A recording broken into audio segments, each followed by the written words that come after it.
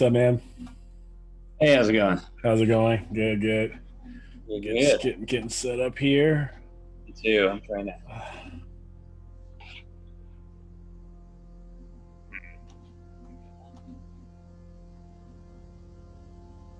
Right. All right.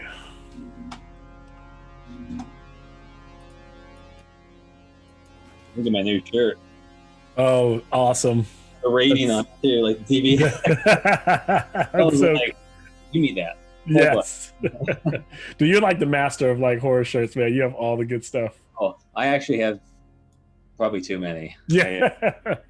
Yeah, I look back and I go, I gave some to my brother before I moved. I was like, take some of these. Yeah. I'm gonna wear this for Tales from the Loop. Oh, nice. Wear for Dude. that Yeah. night. Yeah, it's gonna be perfect. Oh man, yeah, I love them. Well, I'm starting to get into them more, especially since now, like, I mean, I like t-shirts, but like get into more now since I'm doing most of my work from home, and they're comfortable and Exactly. switch things up. And That's kind of how I look at it. It's supposed is to it? snow tonight, Whoa. and then it'll clear up for Halloween. So, Okay. Yeah. so I got my window open. I'm looking right outside. I'm down the middle of the game. Hopefully. Here comes Josh. Let me let him in. I'm gonna get some caffeine. I'll be right back. Get it, man. Get it.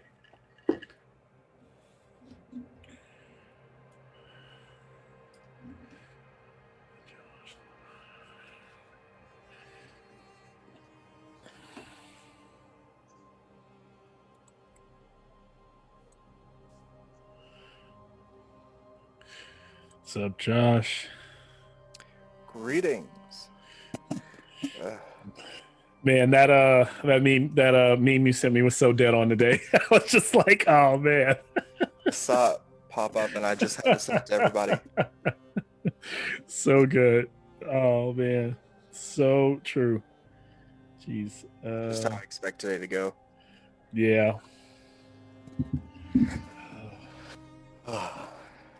Did I keep a good enough track of the NPCs for in the video at least? I remember calling them out throughout the game. It seems like you did. And unless I missed a couple things, I noticed, like, I went through it today, and what I have on my notes, give me one sec, actually was loading my notes here, is that Esmeralda didn't take too much damage. She took like 9, but Rictavio had taken a healthy amount.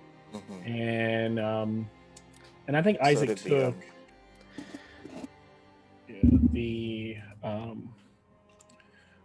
all the guys who got hit with the fireball. They're gonna die. That's what I figured. Yeah, they're not gonna make it through. But I think the rest of the party.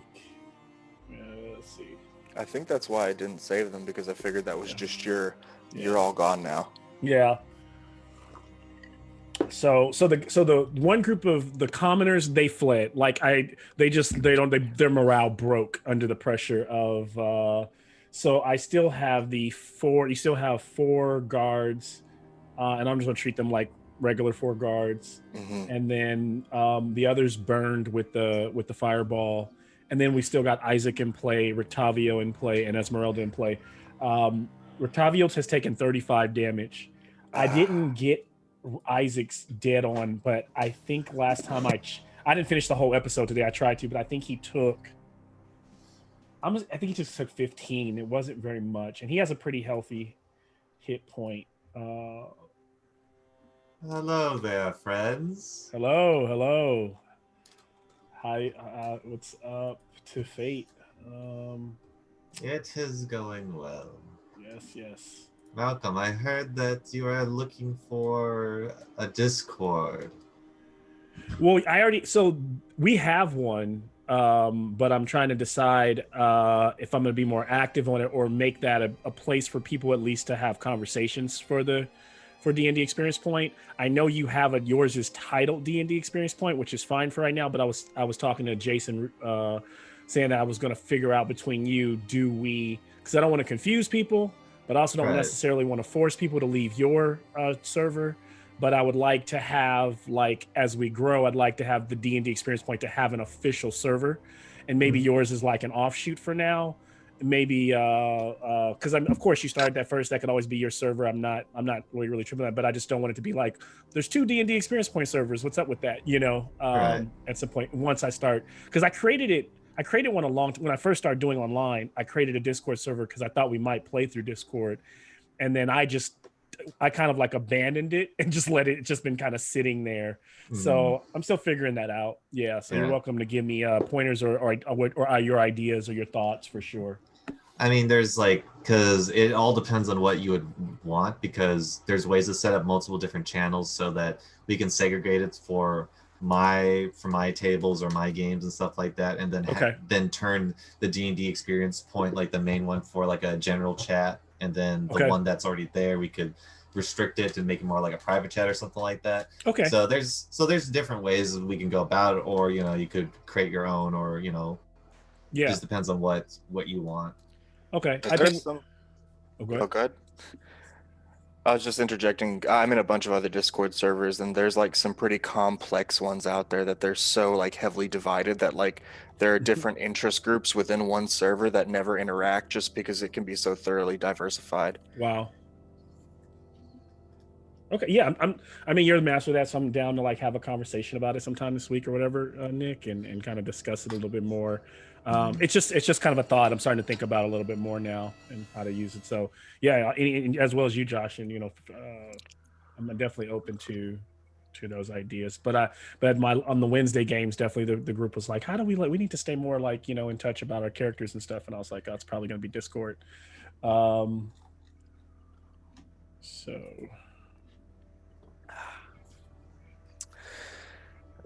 So we have the 3 NPCs that matter, he said, and some guards. Yeah. So Octavio has taken 35. Do you still have do I still need to resend the stats of all those? I'd have to look. I should still have the email somewhere. Okay. Yeah, let me bring that up. This is my Halloween mask. Awesome. Nice. Yeah, it's cool. I'm going to my friend is having an Edgar Allan Poe themed party, and this is my Mask of Red Death. It's one of my favorites. Dope. I like that. So I'm going as a modern Mask of Red Death, so this will be with like a suit and tie. I like it. Because the modern Prince's party is suit and tie affair. That's a pretty classy idea for Halloween. Yeah. Very elaborate mask. I like that mask. Yeah.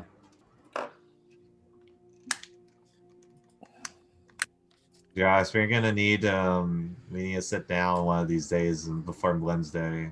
For sure. Same thing with you, Eric. There's a lot that needs to be discussed for for what has happened. The plan finally came to fruition. Have you told Malcolm about the nonsense that happened on Wednesday? Yeah, so tell me how this went down, because I heard you I just heard major betrayal, half the party's dead, killed by Josh, and I'm like, wait, what? So go ahead. No, go ahead. You're the master. My character's been a plant the entire time. Oh my gosh. The cult that they wiped out, he's been a member of since birth. And so, he waltzed in, and there are only 2 Egyptian deities with the Tempest domain, Set, the evil god, and Sobek. So my character walked in, he knew one of my previous characters, and introduced himself as a friend of them. That's crazy. Was like, hey, I'm here to help. And so the more he helped, the more he attempted to integrate himself to the party, because his purpose was always to steal the party's souls to funnel Set's resurrection. So he'd been waiting for the right moment, the right time to spring a trap. And so the trap was at the end of the boss fight. Everyone's injured, they're hurt.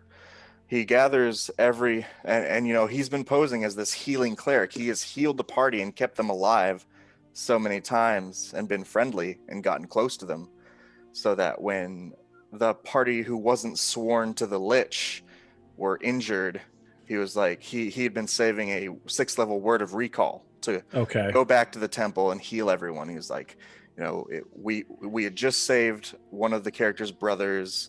we'd won the battle, but everyone was hurt and injured. And he was like, so that was going to be the end of that story beat. So he was like, we'll go to the temple, we'll heal everyone, and then when everyone has gathered their strength back up, we can meet back up with the other party, with the other half of the party. And so he casts Word of Recall, and Word of Recall requires consent. So he got each and every character's individual consent to teleport with him. And so he kicks it off, and they teleport to the Temple of Set, and they're surrounded by 8 other clerics of Set. And as soon as they look around, he gives them a minute to realize where they are and what's happening. And then he casts a 5th level Thunder Wave that crits on 2 separate characters. Wow. But not only, because it was a thunder damage spell, the Tempest Cleric has a Channel Divinity that instead of rolling for damage, the spell does max damage. Just So flat he did max double damage. the maximum damage of a 5th level spell on 2 players. Whoa. I mean, is it outright killed them? Or no? It didn't outright kill them, but they're 'Cause they're basically pretty high basically level. dead. They're hot, yeah. Yeah. Because there's the cleric who would have picked them up is the one who cast it, and there's 8 other powerful evil clerics waiting for them when they came through. Okay, you're making me feel less horrible about seeking Strahd on you, because that is an ultimate But you have to understand, Malcolm. So when after that happened, because I already, the moment I saw the picture, even before Josh started speaking, I'm sure the others thought this. I didn't ask, but I immediately went, "Oh, you know, and then because I immediately thought Set. I'm like, oh no, this isn't good. And then after Josh did his shenanigans, you should have heard the silence that befell before anyone spoke up. Like especially poor Max. I thought it was amazing, because it's nothing like being betrayed by a player. Like that's a whole nother level of like. I felt sorry for Max because this was his story, and it was like that's why. And I'm like, I played Caster twice, 3 times maybe. Right. Yeah. So I was like, that was pretty badass, you know. Yeah. And so it felt like it was called in or someone else, you know, and oh man, it was so heart-wrenching because Max, his character Testa, was part of the party for so long, and his whole backstory was his brother was possessed by this evil sword for so long, and his possessed brother killed his temple and all the people he knew, and so he was trying to train to get stronger. Mm-hmm. They finally free him from the sword's curse. He is about to have like the retire, you know, like reunion of his brother. He gets this offer from Josh to heal his brother. They come in and he does that to them, and the game just fades to black. Wow. So did it end with everyone pretty much out? Everyone was TPK'd, kind of? It ended like that. They're not dead yet, but they're not dead. Well, you have to remember Jason and Colin and who else was it? And Max. Well, also Troy. No, Troy. Jason survived. Actually, Jason survived. Colin, Shay survived. Colin. That was them 3. Yeah. Jason, Colin, and Shay. So they went the other way, and I remember when Jason finally spoke up. You know, he couldn't metagame. He wasn't there, but he was just like, "What the hell?" It was like Jason's has to be the hero now. You know, kind of like he feels like. But he doesn't know. He can't metagame, so that's so. The reason he did it too is because like his theory crafting was basically the more pain and agony that the betrayal causes, the sweeter the soul offering is. So like he wanted them at their most like emotionally vulnerable before he took them. Josh, I loved it. I'm not gonna lie to you. Like I felt bad for Max, obviously, but I felt like if I did that. Man, I would be patting myself on the back, and I just wouldn't let it go. Yeah, I wouldn't let it go. Sinker. Hook, line, and sinker. Yeah, me and Nick have been working on it for a while because my character was looking for opportunities the entire time. He's like, when are they at their weakest? When can he do the thing? Mm-hmm. Yeah. And so it finally came to it, and he's like, he looked at Testa, and he's like, we can heal your brother. Like, giving him what he wanted. We can give you your brother back. That's awful. Awful. I know. You're a cold-hearted bastard. So don't feel too bad about what you're gonna have to do, Malcolm. Man, it helped out a little bit. That helped. Well, it gets worse because next session, whoever dies, I have necromantic spells, so I'm going to resurrect them. So whoever survives and is chained up is going to be, they're going to be guarded by their dead friends. Jeez, I don't even know if Strahd would go that far. You're gonna Michonne Walking Dead. They're like their characters. That's terrible. It's like, yeah, who's Daryl's brother when he get, his brother was an asshole, but when he was starting to redeem himself, then he dies. It's like, oh, yeah, that was awful. That is terrible. Oh, I'm just getting some things set up here. Hello, Very happy Eddie. with how it Hello, turned out. Nikki. hey guys. Hello. I've been like nervous all afternoon. I've been I don't know about you nervous guys, this but like entire I think about it week. and I'm just like my palms are sweating. I feel that. I've been dreading this. I did learn Oh. some interesting information though. Is that information you can share? Nope. Duly noted. It's Jace- way funner when we keep the secrets. Is Jason telling you my plans? I'm gonna stop talking to him. I hear I saw that Renee colored in his character, so it couldn't have been an entire party wipe. No, yeah, he actually survived, dude. Crazy as it seems, he did make it. No, they don't play till tomorrow. They still are in that same situation where they could party wipe. That was before. This is that was when just he was close to dying. Now they're all close to dying. Okay, I thought Like, that was the Thursday. secret. So yeah, I actually got a call from Jason. He said, "Please, don't TPK." Anything you do, don't die. Yeah. Wait, so what? Oh, I missed So they all haven't played. They haven't played yet. that. Oh, so something happened. Okay. Yeah. Because I texted Malcolm. I texted everyone today. I was like, or maybe it was yesterday. Does anyone know what happened? I'm just curious. But Because what yeah, happened? Colin had an issue with internet, and then I decided because I think he's worried because whatever I do next, I told them that I would need to know what happens here first to kind of know how to treat their situation. And I'm not sure what he's thinking about, but I know Jason is up to something. He Of course always he is. Yeah. Jason always up up to to something? something. No way. I had no idea. Always. My heart. My heart. I know. I'm gonna be honest, guys. I didn't really think about it that much today until an hour ago when I texted you all because I just didn't want to dwell on it. I'm like, we already talked. I'm not gonna think about it until we get there. Yeah. This entire Yeah, week. I've been thinking about it on and off this whole week. Yeah. I think I have like 20 sticky notes that I like jotted down notes to myself while I was at work. And I just like tossed them in my journal to work on later. This is the first time I've had 2 deaths in 1 year. Could it be the first time I have 3? We'll see. Yeah. Don't Even Wednesday, put that like, evil on us, Ricky Bobby. Who else From did you lose Wednesday so to far? today. I lost both of them to Nick. Actually, I Yeah. take that back. Both of them were for other players. Max, when he boomed the world, killed me, and then now Josh screwed me over, bent me over, and You may Yeah. you may not be dead. I oh, okay. Oh. it's possible. May not be dead.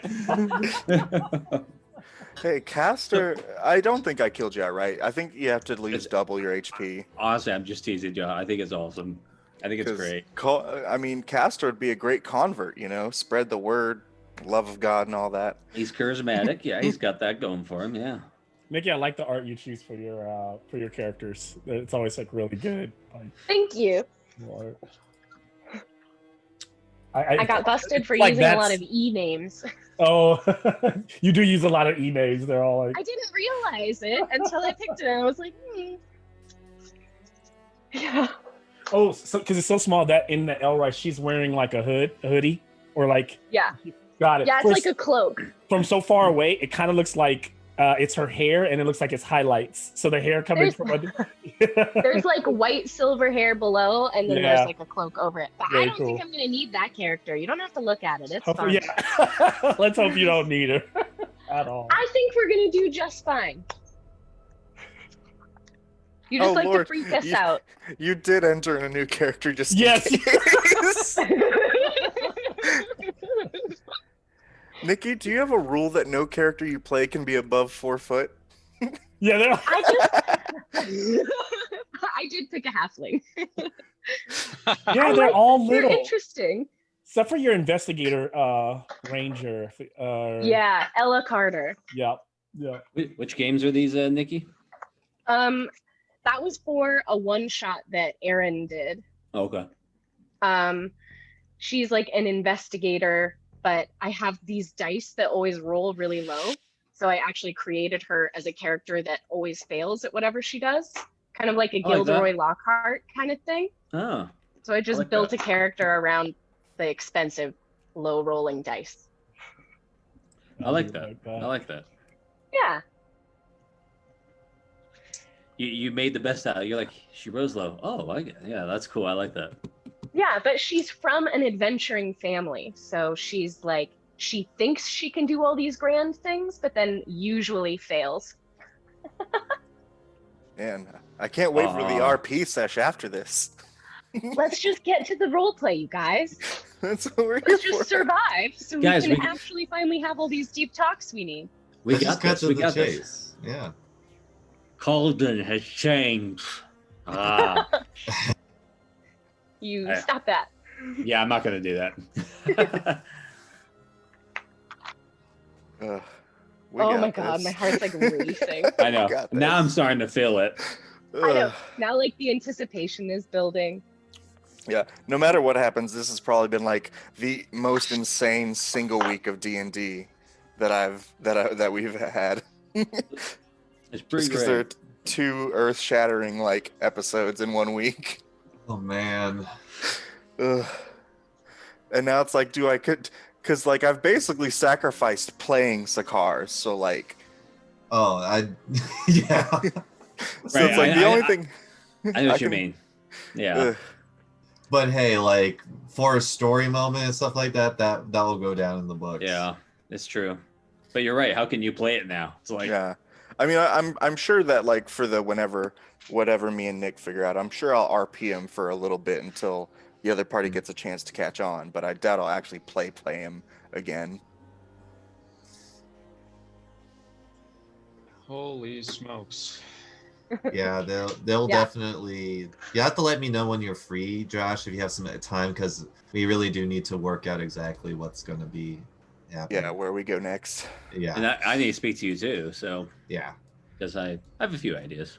And I know you said you did too, actually, which I'm totally open to hear. Yeah. I'm gonna have a meeting on Monday with all the guild members from a Mage's Guild, and they're going to be kind of like the deciding factor on how it's gonna flow together, because the biggest thing is when they decide to go and try to track down the rest of the party. So Right, and how will they do it if they can? Because once again, like Tolu knows where a temple is, but it's definitely not the temple.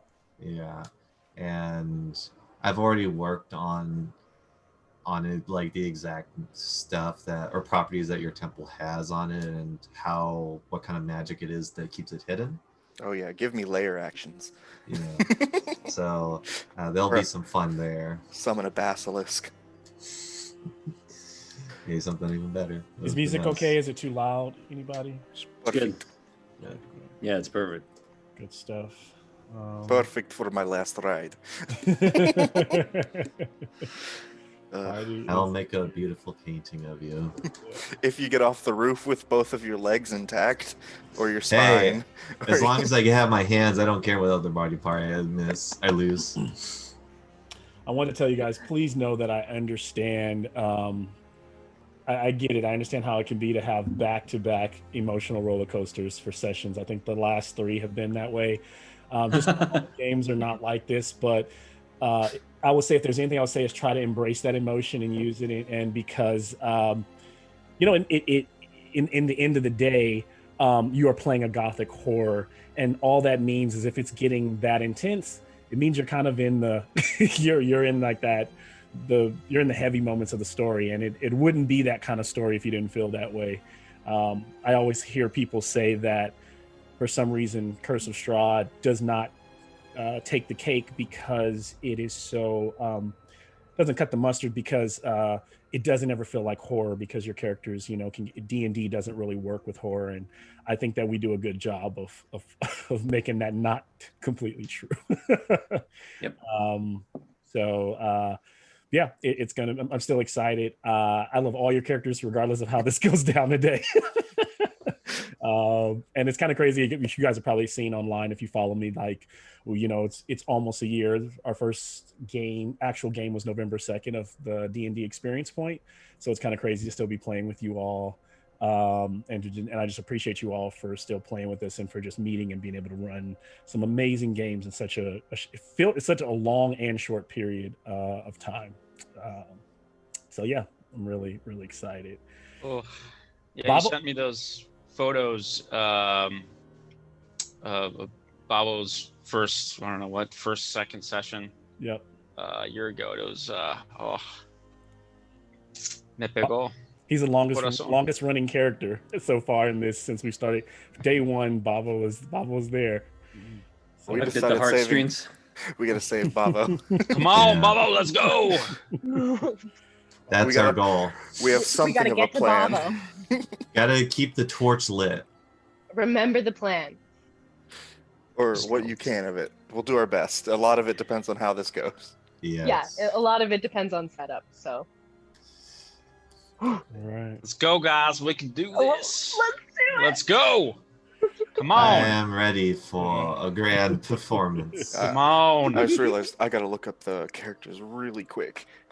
It's Oh, gonna already be, have take your it time. pulled Go up. ahead and do that. it's gonna be epic. Oh crap! Yeah, Because the other they're one. not dead. We were thinking they're dead, but they're not dead. Yeah, I Yet. didn't completely take them from you. Now, I will say this about don't if at some point I do take control of your NPC, I will not be. I'm not trying to cheat you, because I do think that they have personal goals Mhm. outside of your own. So Right. right now, Esmeralda's still there, Rictavio's still there, but just remember Esmeralda's her main goal right now is to kill Strahd if her number one.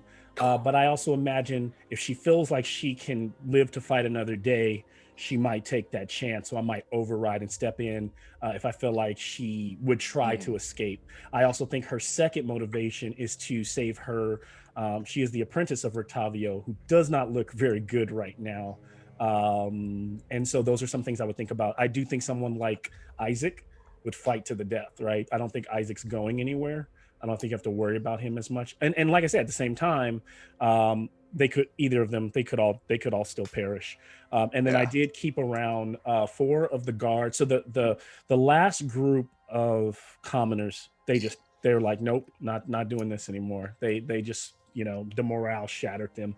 Noped right out of there. The last few guards that were fighting with Rictavio and Isaac, they were clearly burned by Strahd's fireball cast at level 5. A level I a cast it lot. up 2 5s. I cast it Yeah. two levels up. So 5. So they're gone. And then there's 4 guards that have still stuck around. We'll see how long they can. What are those health totals at? I'll just. I'll just say they're all top tier guards. So I think if you use a guard and multiply it times 4, you have 4 guards. They're like literally. Actually, let me do something. I need to add them. So I don't think I added them to the fight. So let me do that. Yeah, I was just gonna a go down heads the up. list.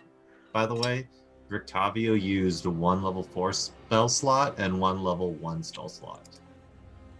And I think Esmeralda used at least 2 of those Thunderbolts. But yeah, Thunderbolts. I don't know what else she used, but It was just Thunderbolts and her Thunderbolts. sword swings. in her sword swings. Okay, just making sure. Because she was charmed, so she didn't actually get too many turns in.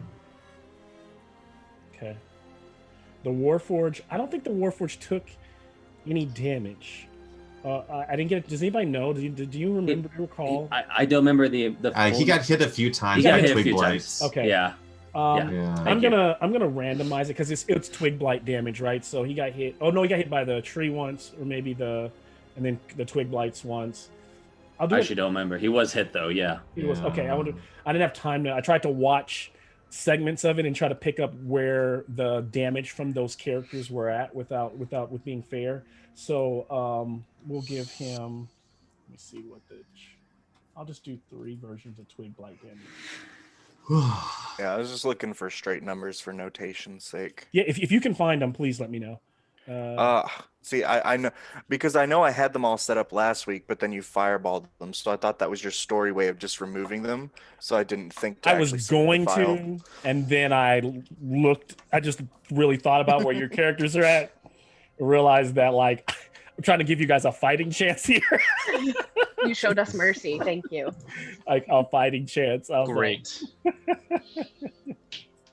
Give it one. don't get me wrong, good you guys old always go. surprise me. So I always feel like when I think I'm leaning too hard, you surprise me. So you never know. But I'm like, if I'm just looking at these numbers on paper, it's rough.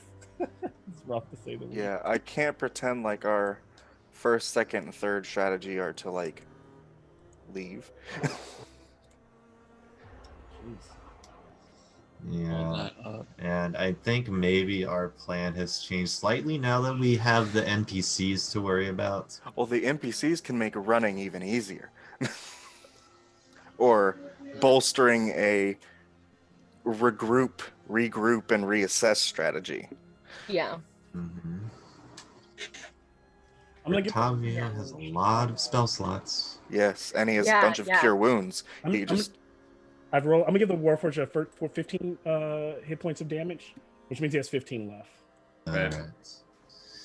Alright. Rictavio, this is all before the fireball. Rictavio has, I haven't rolled the fireball yet. Rictavio has taken 35 damage. Isaac has taken 15, and Esmeralda has taken 9. That's what I was able to gather from watching today. Those I'm gonna have to calc that. Let's. Come on, Warforged. Your fire resistance. Got to do something. Was Rictavio again? You said minus 35? minus 35. So that puts him at 42. Isaac took how much? Isaac took. Oh, let me pull it back up here. 15. I'll be right back. All right, and Esmeralda. Esmeralda, who if Bavo dies, he will be taking over Esmeralda because I love the way Eddie does her voice. Yes. He has the best character voices. Taking It's great. nine hit points. Okay, so all right, Hit I've you, got bitch. I will kill you with my Esmeralda at the beginning before the fireball sits at 73. Okay. Isaac sits at 97. Rictavio is 42, and Cogman is 15. Cogman's extra dead regardless of what happens. So, but that's where they stand before they die. I'll probably ask you that again because once I start running the. Actually, yeah. Why don't we do this before we even start the game? What do you want to guesstimate the guards at? Because they basically get reset because of just insta kills and stuff like that. So I'm gonna run the guards as I'm just gonna run them as 4 guards. So they're 11 hit points each. They have 44 hit points. Guards. And these are the ones who have been assumed to already survive the fireball. Yes, and they're gonna we'll treat them. We can still treat them like how we were before the unit damage. They're doing double the. I'll treat them the same way. Yeah, that seems. Could you give me their damage and rolling profile back again? Just Yeah, let me You get can. it. Let me get it. I think they were a +4 to hit, and They are +4 to hit.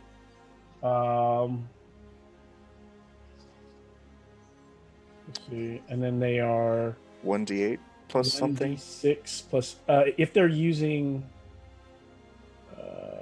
if they're using 2 hands to strike, yes, 1d8 plus 1. So I think I had them doing 2d8 plus 2d8 plus 1. Okay. But I think because they're so weak now, I mean, well, how was I running those? Because it's not a huge battle anymore. Right. It's probably just better to run them like 4 separate guards. It actually does you even better. Okay, so you want a 1d8 each of them? Yeah, 1d8 each. So then, yeah, and they don't have to move in a unit if they don't want to. Right. Yeah, I'll split them guard A, guard B, Yeah. and they'll all each have 11 each. Mhm.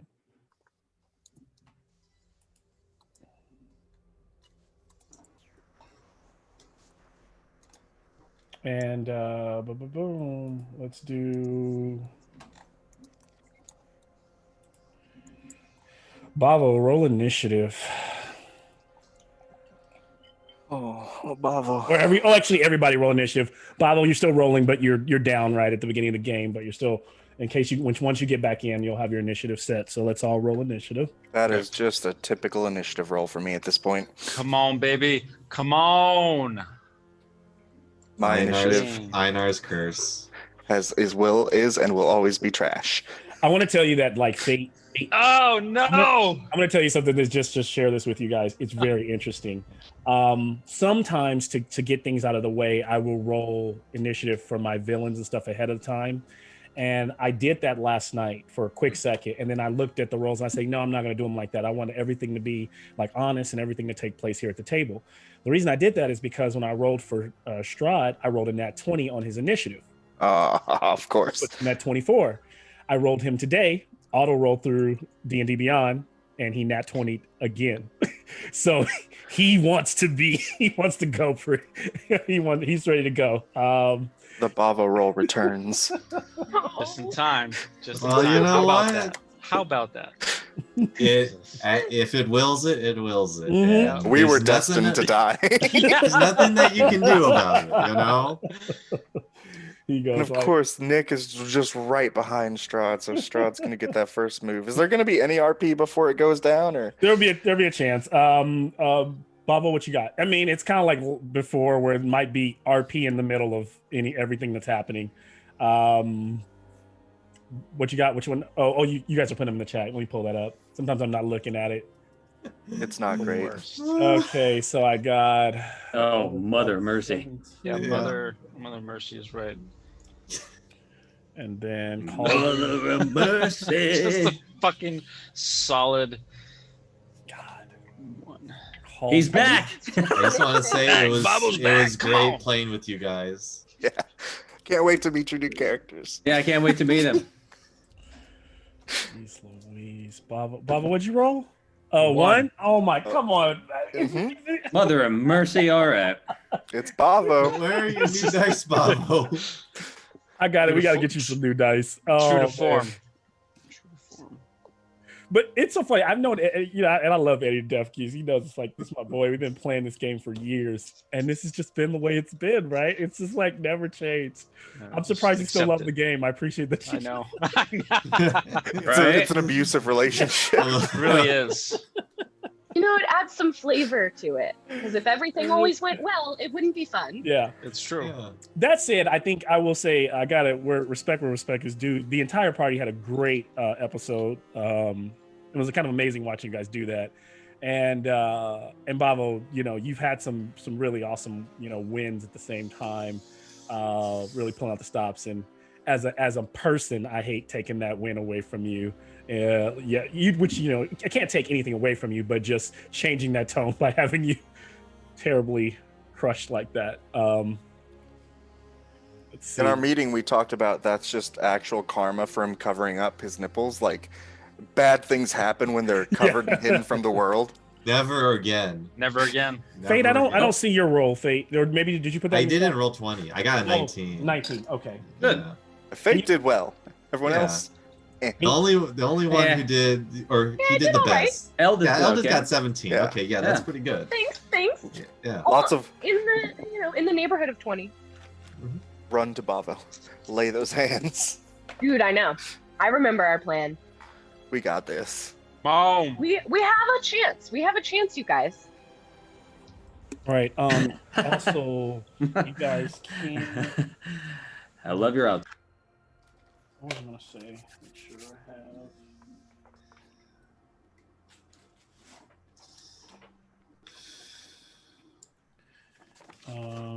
What am I gonna say? Something I keep forgetting.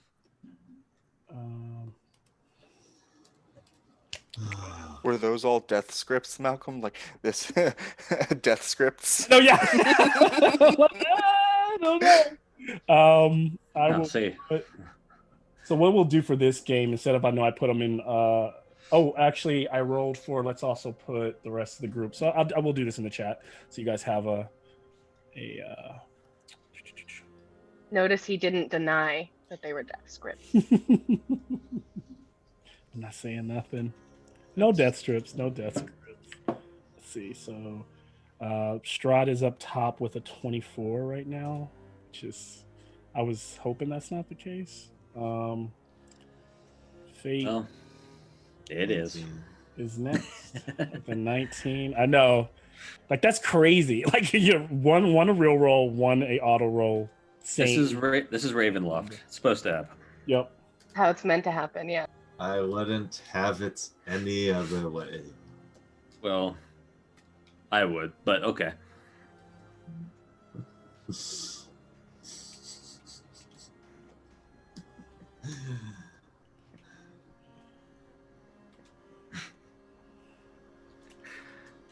Isaac rolled a 16, so he's after Eldith, if I'm not mistaken. And then Calden, a 13. And then the Cogman is at 13 as well. She's after. And then Rictavio. And Rictavio rolled low. I mean, he did just get fireballed, so that makes sense. Einar. 6.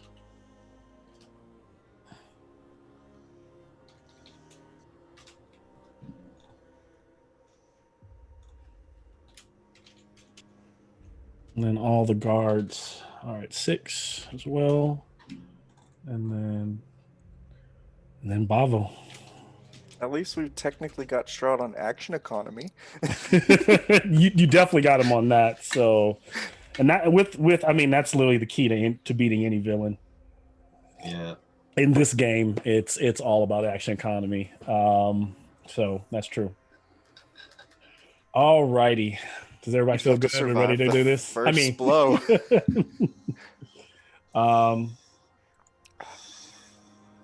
Okay. I guess we can go ahead and begin. No need to recap a whole lot. I think for the people that are at home, hopefully watch the last episode if you want to know what happened. But basically, fight at the church in Vallaki, and our party did a valiant, amazing job at kind of turning the tide, defeating both Winter Splinter, all of Strahd's 3 brides, a horde of wolves, a werewolf, and even turned off the another even vampire spawn was thrown in there. So commendable. And now they are standing there, and before they can catch their breath, before they can savor just the air of victory, Strahd shows up, and he, with his deceit and something, he activates his armor, his animated armor, which Bavo has been unfortunately wearing, and it crushes Bavo down to not dead, but just down where he is making death saves right now. And then the armor, piece by piece, just lifts off and flies to Strahd and just starts to connect to his body, and including and then Strahd pulls out his greatsword. So now he's kind of in a complete full form. Like I think the first time you fought him, you fought this Strahd who was distraught, who was hurt, using emotion to guide him, not knowing even what he was, as he was first, just like for the first time being resurrected, not understanding his powers. And today you meet the devil under the pale moonlight in his full form. So we will take it from there. And I think that it is it's pretty obvious that it kind of worked, that Strahd, his anger, I don't think he has an anger for Bavo, but Bavo did prove to be very devastating in that last fight. And so he's trying to take him out first of the draw. So with that, let's get Dark Shadowdaze episode 11 underway, and see if there will be an episode 12 going forward. With that, I'm going to go ahead and share our opening credits for this evening. Pause this. You guys should be able to hear sound. All right.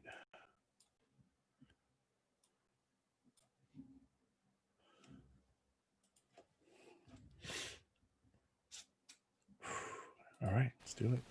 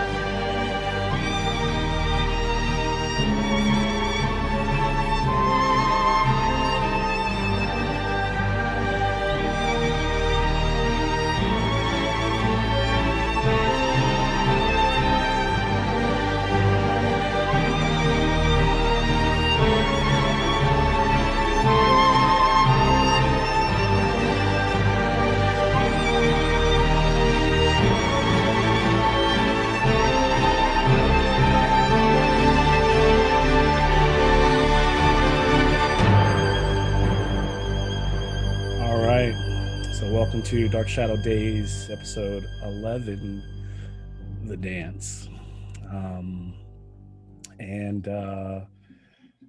We will go ahead and kick this off, kind of just describing the scene and then turning it over to the party, giving you all maybe a chance to maybe role play your thoughts or your feelings or where your characters are at, or maybe what they say before the actual combat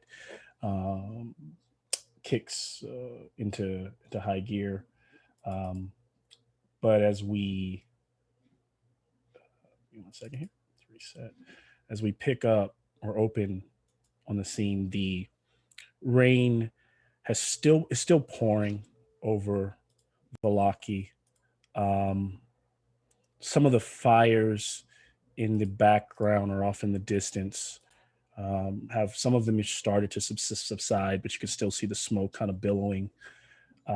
Strangely, there is normally a heavy mist that over the town at night, like a heavy London fog. But tonight, it's almost like it's pushed back to an exterior, to a radius around the town, and you can even see the stars in the sky, and the moon lights the church like a stage. And Strahd is standing there, chest puffed out, looking down over Bavel's crushed body. As we kind of pan over, we see that Eldith huffing nearby. They just had this great wind taking out Valenta and Astrayana and Ludmilla. There are body parts of wolves all around, and the wounded and the dead laying nearby. This is almost happening in slow motion, and you can hear the sound of some of the men and the young men who are no willing longer to fight anymore, running away from you all. Einar stands, his hurdy-gurdy at the ready and his blade out. Calden is weary, all of them weary, and looks up, whatever his thoughts are, to Lathander as he sees the Devil Strahd standing on the rooftop. Isaac, Rotavio, and Esmeralda look up with fear, but also hate as they look at Strahd. And Fate stands within an earshot of the demon, who's looked over and winked. His hair a little bit wet, Strahd's, and after that wink, he casts this fireball that rolls down, burning around Isaac, burning around Rictavio.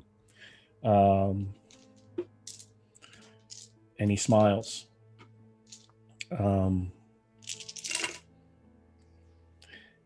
And as he's doing that, he's whispering under his breath, and Strahd's whispers, no one else hears it, but they're actually, for those watching or for the kind of like the mind view of the players, it's actually being heard by the people in the church who are cowering.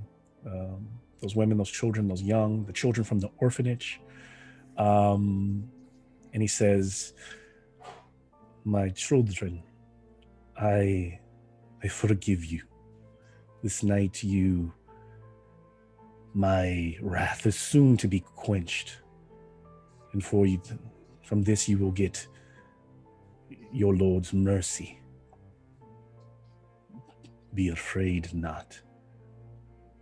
And then he looks over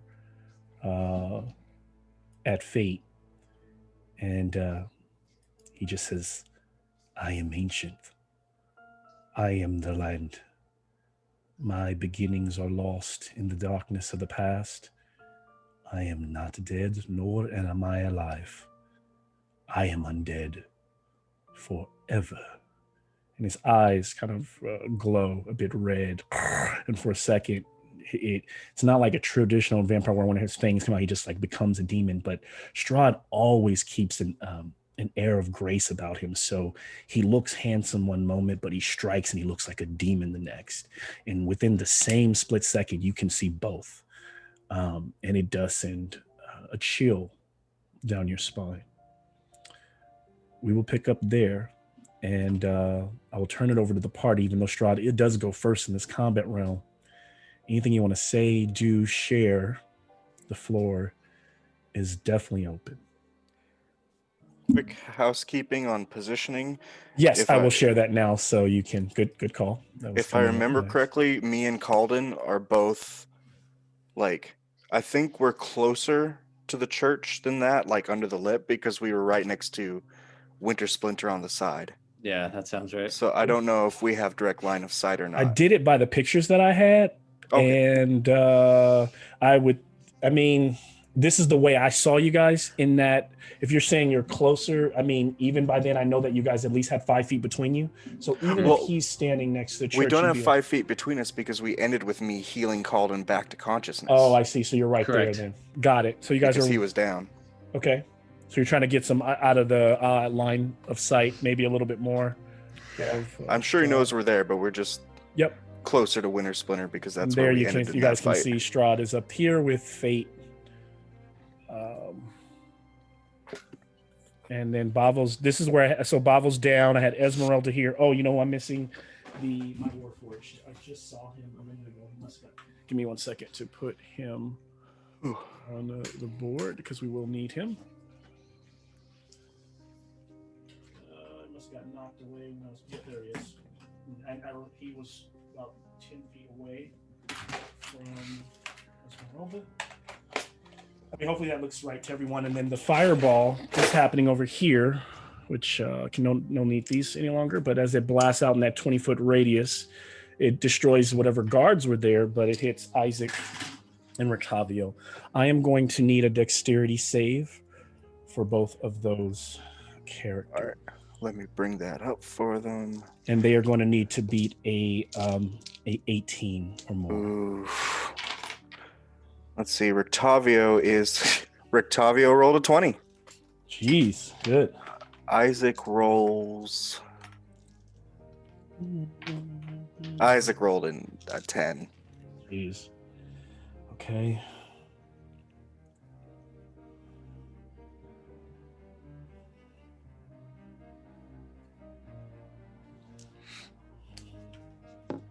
All right, so we'll just round down. The pass, so it's a 41. So Rictavio will take the 20, and Isaac will take a full 41. of damage. So, Okay. and then can you give me the 22? total damage that And- they've?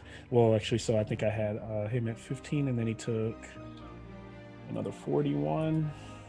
So tell me if I'm right, but I have Isaac at 56 hit points left, and then I had Ratavu at 35. He had taken 35, I said, and then he had just Right. taken 20.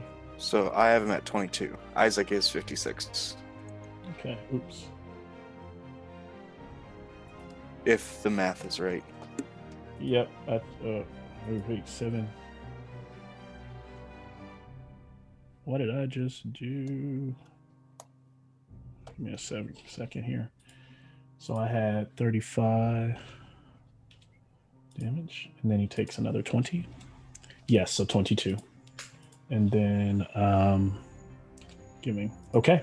So Esmeralda nor the Warforged Cogman were a part of that. So yeah, I was sharing the screen for I was going to share that once we get into combat, but if you guys if you're fine with it, we can leave it that way. If you want us to be able to see more of the characters at center stage while you role play, that's what I'll do. I'll go back to that, and then I'll go back to the screen when it's time to kick things off. All right. So he's standing there.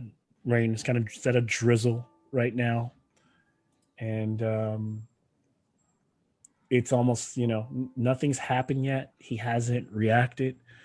I know Bavo's down and out. Bavo, I imagine that you're not like we traditionally assume in D&D, where you go down and you're just like swimming in the darkness, or you're out completely. I would like to imagine this is more you are writhing in pain and you are still like slightly coherent, right? So we would hear your whining or your painful grunts of a dragonborn as you lie there, even though you can't move anything until healed. So if that allows you to, kind of gruffly speak or try to emote, you can. That puts you in the scene.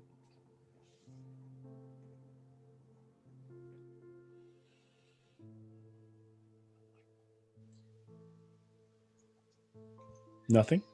Okay. So Bavo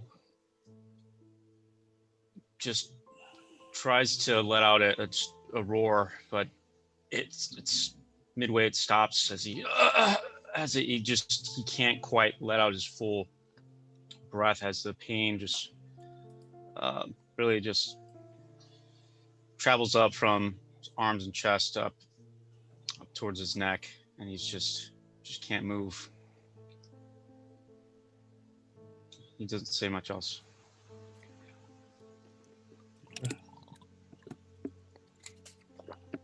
Strahd is saying nothing. So And right next to Strahd, or I'm right next to Strahd as the rain's pouring down. mm-hmm.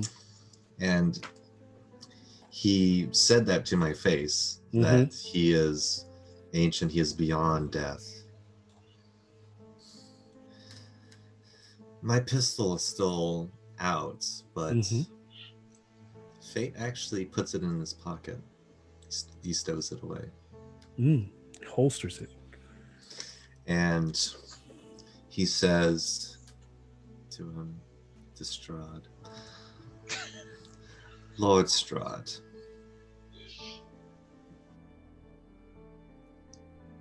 I have no malice, no hatred for you, for I am driven by my passion, by strings, puppet master above, playing this whole scene. No matter what happens, I do not hold ill will for you. I hope the same can be said. And he gives him a bow. I would like to have a dance. And Strahd seems a bit taken off guard by Fate's reaction. And as he bows, Strahd himself kind of goes into attention, standing with both feet, ever so gracefully at the apex of the church as the slick water runs off to the drains, literally 2 stories above his friends. And Strahd sheathes his sword, flips his cape back, and like a gentleman, the both of them silhouetted under the moonlight, he tips forward and he bows as well. And as he bows to fate, he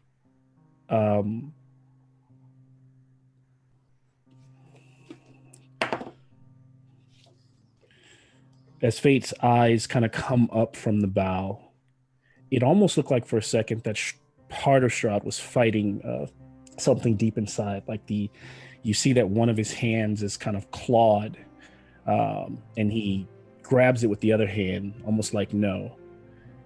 His countenance becomes calm again. And as you both are rising, looking at each other's eyes, like just within a second, he's standing right in front of you, and he grabs Fate and almost gracefully tips him back as though it was a dance, like a 180, like a 360 spin, and then tips Fate back.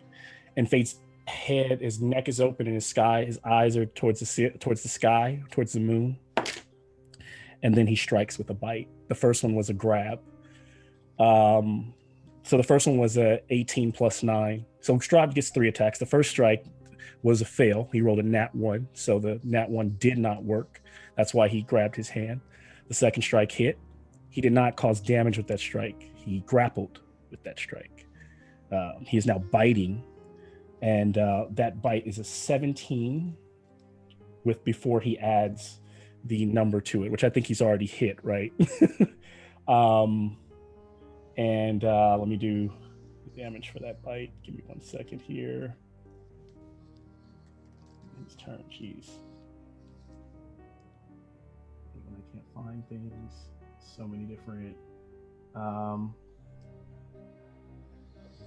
want to be definitely, I don't want to overdo anything. Sword, multi-attack.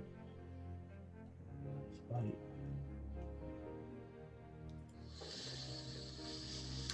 Right, give me 1 second. I have a slight issue here. Let me find this. Looks like it's not. So feel free to role play as this is happening amongst yourselves, not to slow things down. Maybe it's just thoughts, maybe what characters are seeing, thinking. Feel free to interject as I'm putting this together. As this is happening, because Einar and Calden are right next to each other, he looks at Calden in the eyes. He just raised him back up, and he says, "Oh, it is now or never, my friend. I charge you. If this goes badly, you have to do something for me. In my backpack is the collected works of music that I have written and the poetry. If this goes badly, take them back to my people. And my axe, take that to my father." Yes. In those fangs, as we cut back, the fangs get driven deep into Fate's neck. He takes 6 damages from the piercing, and then he takes another 13 from the necrotic. And as Strahd's fangs come out of his neck, there's a spurt, like a graceful spurt of blood. And Fate can feel himself. Is he still awake, or is he? 3 HP. He's at 3. All right. He still has him grappled. And I just want to say that Fate had both his arms out. Yeah. And he goes, and as he's looking down over you, he goes, "Do not worry, my son. I am not hurting you. I am choosing to save you." We then move to next person in line. which will be fate. Wow. So yeah, you are grappled. I don't know what you want to do.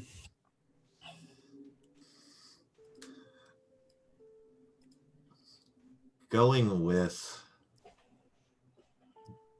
the dance, Fate is trying to get out of it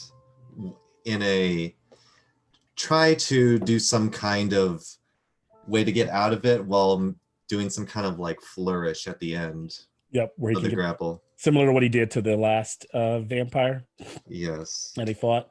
I'll allow it. Similar to last time, remember, because it takes an action to break a grapple, and you're trying to add an attack to it. I will say that it is disadvantage to. I'm not adding an attack. Oh, you're just trying to do something flourish. Okay, I thought you wanted to try to add. It's actually just a flirt. Got it. Okay, then just go ahead and make your strength save. Yep, athletics. Or would it be acrobatics? Because I'm way better at that. I see. Based on rules of the game, you would be having to use a strength to break a grapple. And normally, while I would allow an athletics check in this situation, I think this is Strahd here. And I think that he sees every move coming, so it's going to have to be your. And it's not an athletics; it's literally a strength save. A little strength save. Got it. Yep. All right. 13. All right. Let me check that really quickly here. With my Roll20's been being D&D Beyond's been being a little funky. Grapple. What you got for 14? 13. It does not escape. And to put it in perspective, to without numbers, when you move it, you don't get any resistance from him. It's almost like you're literally trapped in his clutches. To make light of it, if you've ever seen that scene with Ricky Bobby in Talladega Nights, Will Ferrell tries to escape the Frenchman's armbar, and he goes Houdini, and he just moves, and nothing happens. He doesn't move like one inch. That's not funny because Fate this is Fate we're talking about here. So Fate, you are still stuck in this grapple. I would like to say something. You can. So, in his attempt to follow up in his dance, he says, "Unfortunately, I'm not a suitable dance partner, it seems."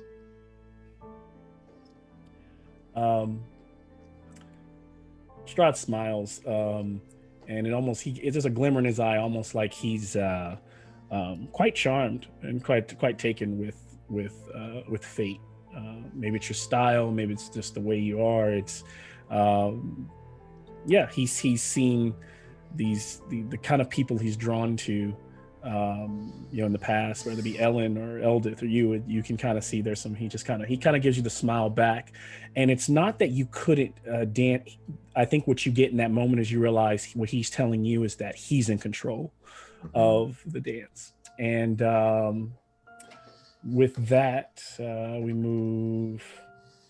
So at that moment, Strahd kind of swings you out and lets you go. And for that second, you're teetering on your tippy toes with your hand out like this. He lets go for a second, and his armor goes, it flies off of him, and then he grabs you and pulls you back closely. The armor goes running down the side of the church and jumps down into the fray where it will attack. We'll go back and share the screen here. And phase 1 of my plan ruined. 1 second to find. I swear miniatures just walk around and do things on their own, because where is this thing? They grow legs when you're not paying attention. Oh yeah, absolutely. It's Toy Story. That actually would be a great movie. Toy Story adaptation. Like a D&D related. Yeah. D&D. They spend Edition. their days just reenacting D&D sessions, but it's just the Talking about minis. their horror stories of the worst games they've ever been in. Their glorious deaths. Complaining about the players. My players always treat me so poorly. They always throw me around. And you should see the dice they roll. Straight ones across the board.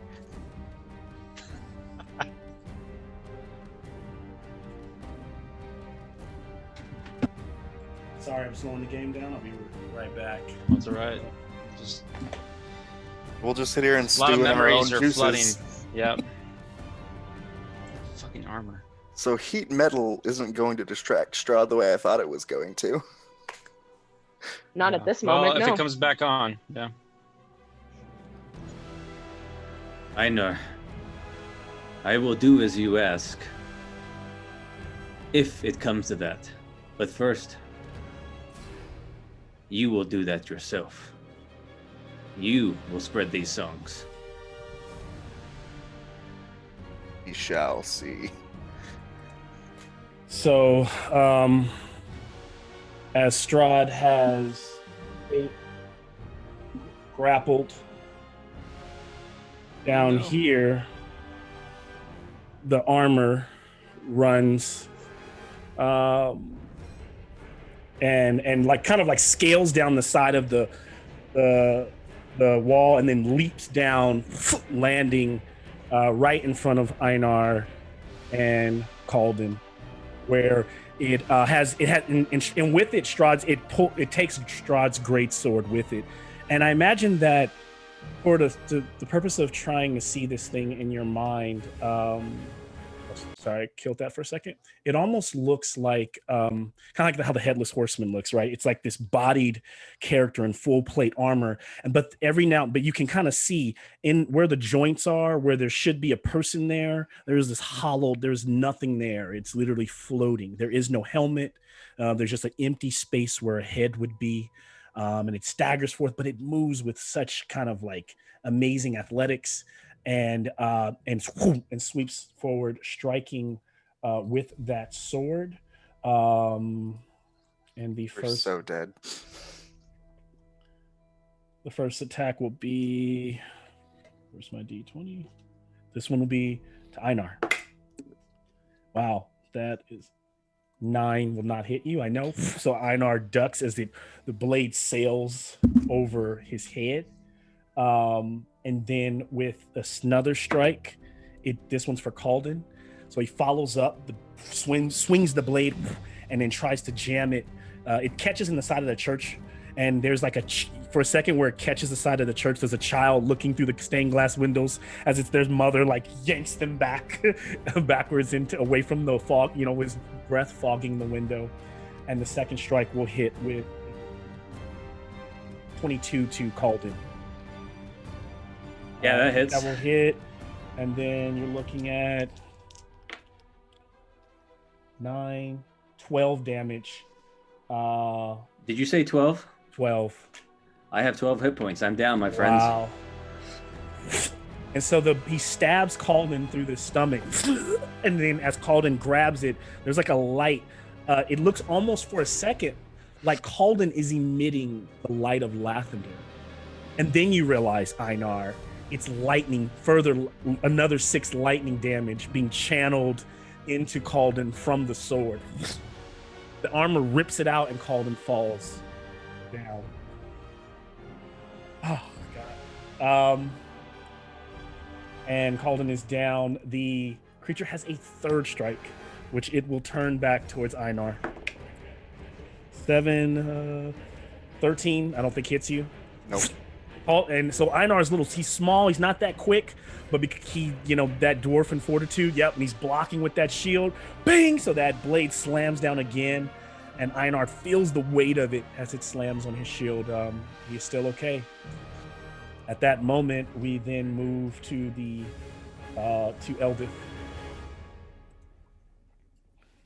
Eldith rushes to Bavo Yep. So and does takes her action to use lay on hands, Okay. and will give him 30 points from a lay on hands pool. Describe what that I mean between you both what that I'm going to inject something here. You can decide to roll with it or not, but for a moment there, as your healing power, because this is not just a cure wound spell, right? This is literally Elda's full her own life force going into Bavo. I imagine there's almost like a connection there, and for a second, Bavo, you guys are both connected, and you both might be at this moment sharing a memory or from your own past before you guys met, or maybe a good memory of you guys together fighting, and maybe something before you were actually ever in Barovia, if you'd like. Yeah. If not, I think it would be like a montage, like a quick flashes of them when they first met that night in the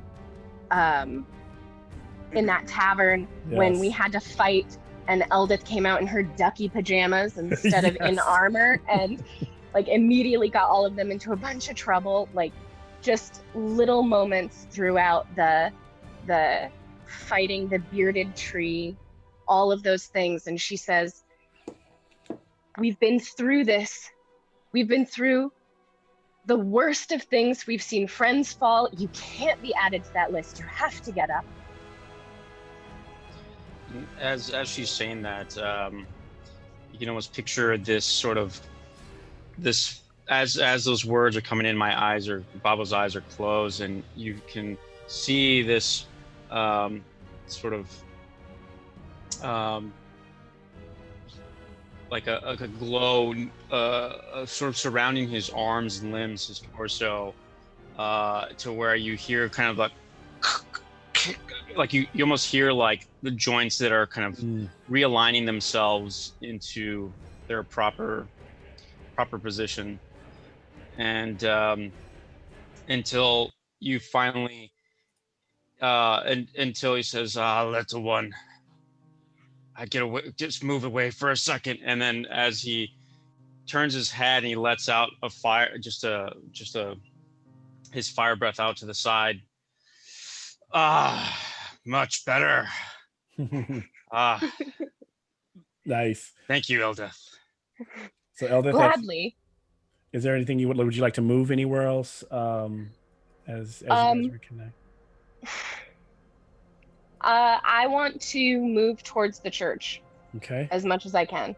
So that you can see your 5, 10, 15, 20, 25, 30. I think actually, because you're a dwarf, it's probably 25. No problem. So as fast as my little legs will carry me. 25 is right there, or 25 there. You're trying to get closer to the armor. Is that okay? Mm-hmm. Okay. And that will end my turn. All right. And as it's just Isaac is, and I imagine just not, just channeling where he's at. He's lost almost everything this night. He looks up towards Strahd, and there, he remembers the curse and what happened to him and why he has this large demon arm. And I think in his mind, he resolves, like, I'm not leaving here today, without at least trying and using this demonic strength that I have to combat a demonic force. What would you guys like to do with Isaac? He, oh man. Yeah. This one's a toughie. You know what? He is going to, he'll rush the armor, if he can just deprive Strahd of one thing. Yep. He's going to deprive him of his protection. And what we're gonna do is treat, for all intents and purposes, Winter Splinter now is just kind of a part of the facade of the side of the. I want to keep him there, and then he's just almost like difficult terrain. But he still has more than enough space to get there.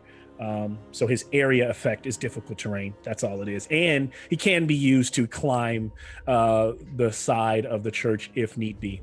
All right. All right. So that first attack is going to be 18 to hit. To hit the armor, I think that does it. Let me just double check. Oh no, I don't know why I said that. It does not. 18. So as he swings, and I imagine that as Bavel sees it, he remembers how strong that armor was as he wore it and how safe it kept him. The same goes as the armor swoops around and she like starts to block and deflect this huge battle axe that. And if to try to better give you that the look of Isaac. Isaac is this dark-skinned man, bald head. He has this huge cape, and he's definitely strong. But one of his arms, if you were to see him standing upright, hangs almost like an apish.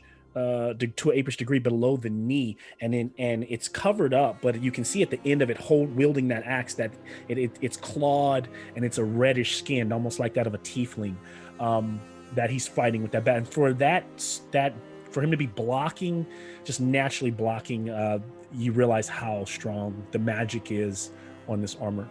I think he has more than one attack though. Yeah, the second one missed as well. It was was a 10. Okay, yeah. So they began to battle back and forth. Calden makes his first death save. Okie dokie. On Morning Lord, 14. That is a success. As he succeeds, what is Calden seeing right now? How would you like to share with that, translating that death save? Calden he's surrounded by light, and he knows where he's supposed to be, but he was in the midst of the battle, and he sees a figure far away, a silhouette.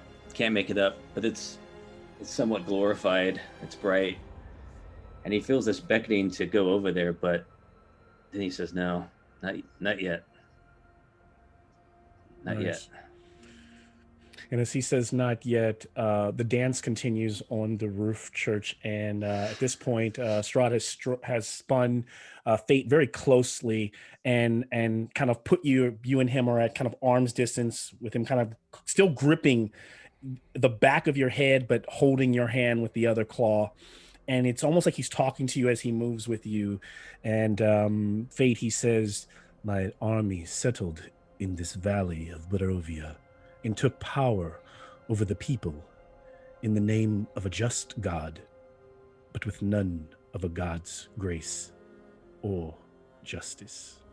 Back down at the fight, we are at the Warforged Cogman, and he is down right behind Esmeralda, looking at all this as Bavel has just stood up. Is there anything we'd like to do with him? You guys want to have him? I think he'd rush to Rictavio, don't you think? Yeah. So realistically, yeah. Have him walk or go his full movement towards Rictavio. So I think he has to dash, literally to get to his aid and to his side. Okay. And as he does that, it is Rictavio's turn, and Tavio is like one of his arms he's like badly burned on one side. Nothing that a good cure wounds or spell couldn't turn back. And he looks over at Esmeralda as though almost like asking her, is this worth it?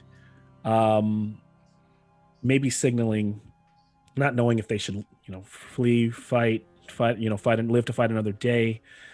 He definitely entered this land to kill Strahd. That is what he does, but he also knows the strength of Strahd, and he knows this upfront attack is he probably sees you all as foolhardy in your approach to going after Strahd. He sees Einar as essentially a fool, but a brave fool. That still doesn't mean he's not willing to fight or cast spells. So what would you guys like to do with him?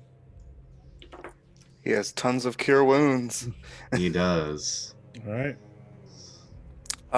Man, I want to say And there's the me that wants to use him for mechanics, and there's the me that wants to play him correctly.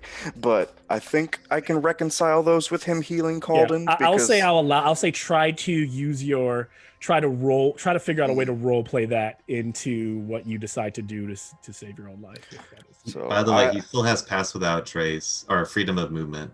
mhm. Meaning that he can't be no opportunity of attack kind of deal. No grapple, and Okay. rough terrain or difficult terrain doesn't affect him. Got it. I want to say he has seeing the priest go down. Even within Rictavio, there's the, a priest of light is useful, and he's going to point his cane towards where Calden went down, and he's going to cast Cure Wounds at 4th level. Okay. Let me see what that does. That's 48 plus.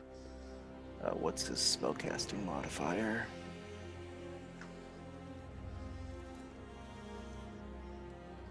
It's not clear. Wisdom. Wisdom, right? So He has a it's +4. +4, so that would be 48 plus 4. Let's see what that does for Calden. That gives Calden 19. Nice.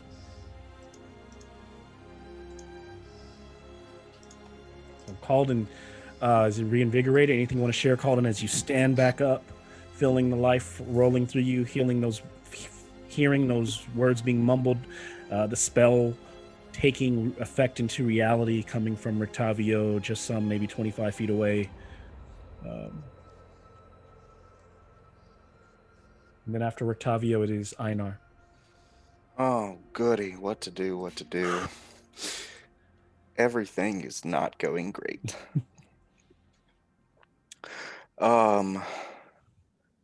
He's going to stress about all the options. Let's see. You know what? Oh, that's not going to help me any. We're going to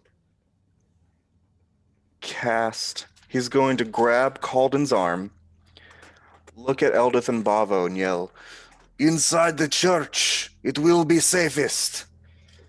Grabbing Calden's arm, he casts Dimension Door and drags Calden through it as they apparate into the sanctuary of the church. Okay. Or is that where they're going inside the middle of the church? Just inside the door, a little to the right, like they're well inside. Okay. Friend, so what they're about the others? What about the others? Coming behind us. So Einar is going. He'll use his movement to walk towards the front and throw up his shield in the doorway. And as he does, the doors slam close all on all sides of the church, and these huge bars come down and lock. You are inside the church now. It was and that's my fault. It was on my list. It was at round 20, right after Strahd's, on initiative 20. Strahd can lock all, similar to what he did in his castle. He has locked all doors and all windows. So now you are inside the church. But what was the point of consecrating it if his evil magic still affects the holy building? He can't go inside. Can't go inside. Well, he couldn't do that if he wasn't invited anyway. No, Oh, actually, no. yeah. Yeah, we were banking on the whole consecration thing. Yeah. Great. Well, okay. That's, Oh, well, you guys are safe. we're safe, guys. Are we? I don't know. I'm worried about my friends. That did not go as expected. I admire your bravery, dwarf. But we need to help our friends. Okay. That's my turn. And so, realizing this, I will say that there's still a There's a moment of reprieve as you're safe momentarily, maybe giving Calden and Einar a chance to rethink things. And you can, there in the doorway behind you all, you can hear the people kind of talking amongst themselves. You can hear them like, "Are we all going to die? Are we going to die?" You know. And I don't know if there's anything that Calden maybe says or departs to the people. If not, then we then continue to, you know, we continue to move on. Good people of Barovia, you are in the house of the Morning Lord. Be faithful, be vigilant. Do not give in to that devil. Do not let him in. Yeah. Do not surrender. I almost want to, these are really good questions, Einar, and I almost want to tell you why some of these things are, because you have valid questions about like, well, he couldn't enter in the first place, right? Because he had needed to be invited in. I'll just say this: Lestrade has already been invited into the church before, and so now he literally is kind of locked out. But yes, the consecration isn't all, it isn't all powerful. It's almost like realizing it's almost like realizing in some vampire movies that you think that all vampires are garlic turns them away, or that if you just stake them in the heart, they'll die. Until you see that one vampire that you stake and you're like, wait, why is he still walking? Just think of it that way. I'll just say there is a rule or there is a reason why some of the things that they are. But I will tell you this in all fairness, so that you don't feel that fear. He is still locked out of the church. Or you do have that comfort.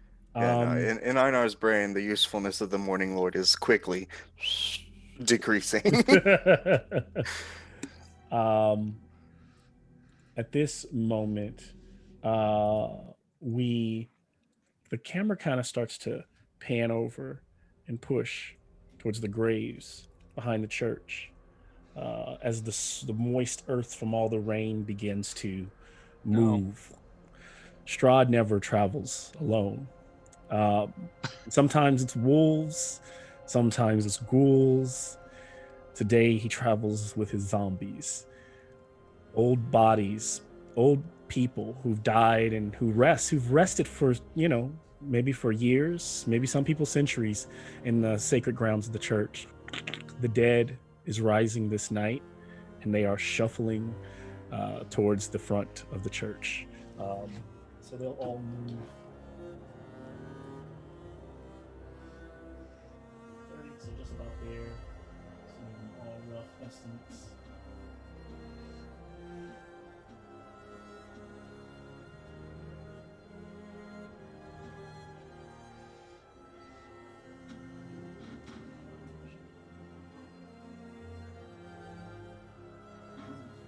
The gates, you hear the bars, the hinge, the creaking of the old church as you look back and watch these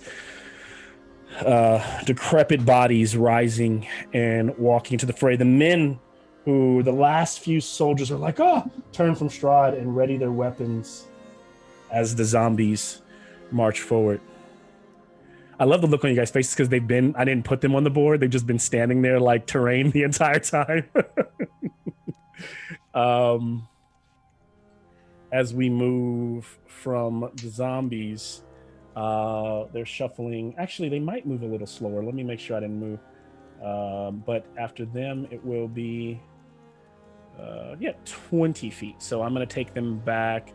But actually, all fairness, I'll just treat them as though they dashed, you know, so they would move 40 feet for their entire turn. So I had to move 30 feet total. They didn't even move 40. They just used, the ground is wet. They've been dead for so long. It's almost like difficult terrain. They're just slowly, stammering out. It is the guard's turn. Well, they're going to rush the zombies. That's the one thing they've identified that they feel comfortable fighting, or the most comfortable fighting.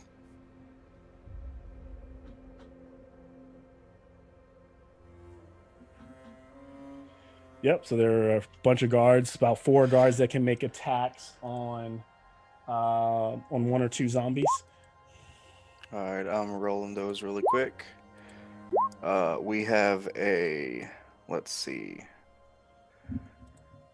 We have a 18, an 8, a nat 20, and a 14.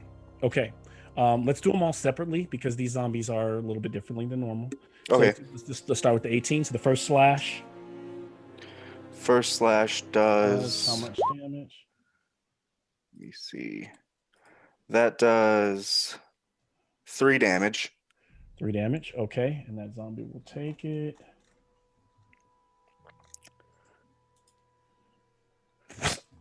One of the guards stabs the zombie. It continues to move. The second one, Was oh, it 8? 8. That 8 Yeah. misses. So then the third is strike, and these are all going to the same zombie. I imagine right now. Yeah, third one is a nat 20. Okay, So I'm gonna so you roll double that. 2d8. That's gonna be 7 damage. 7 damage, and so as that 7 damage, the guard severs one of the legs off, and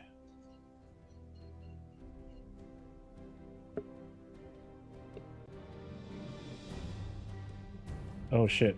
So as the guard severs the zombie's leg off, it like kind of continues to kind of stand hobbled. It falls on the ground and starts to crawl, prone, but continuously moving strangely fast, and the leg itself begins to move. I have to add it to the board. I will do that momentarily with the token.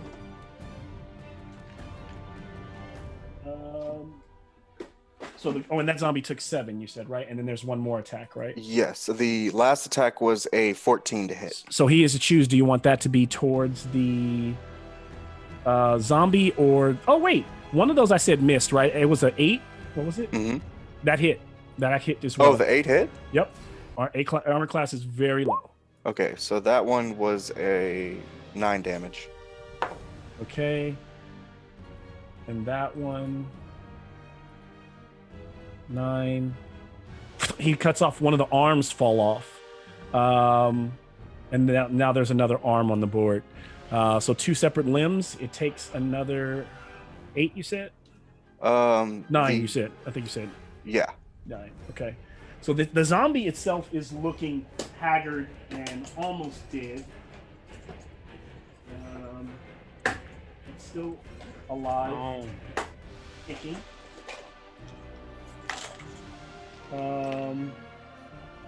Okay. These aren't full zombies. I normally actually have the perfect token for these, but I didn't even think about them before. So there's these other 2 tokens that are laying down are essentially zombie parts for the sake of our tracking. And then is that it for the guards? Oh yeah, that's all their attacks. Bavo, it's on you, sir. I see Esmeralda there next to me. Yes. Correct. Mm-hmm. So Bob just kind of Did I skip himself Esmeralda? ready. I think I skipped Esmeralda. Oh, She's not in the order at all. She's not in the Oh, order. I didn't put her in the order. Oh shoot, we missed it. So let's do this. Going forward, I'll put her right after Rotavio. So why don't we go back? What would she want to do? Thoughts and opinions? For some reason, I must have accidentally left her out. Let's see here. He's my Bavo, right? Yeah. Actually, I rolled an 11 for her. So Okay. what's her? If you want to put her in there, we could. Yeah. Got greater invisibility. So 4th level. 1 slot she's got. Yeah, I must have forgot her. I don't know how I forgot her. Thought she was in there. My fault.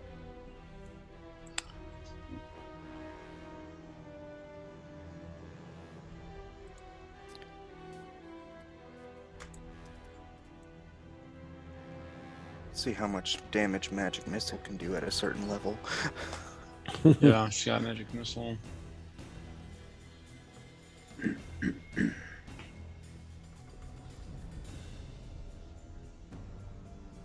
It's not a whole lot of damage, but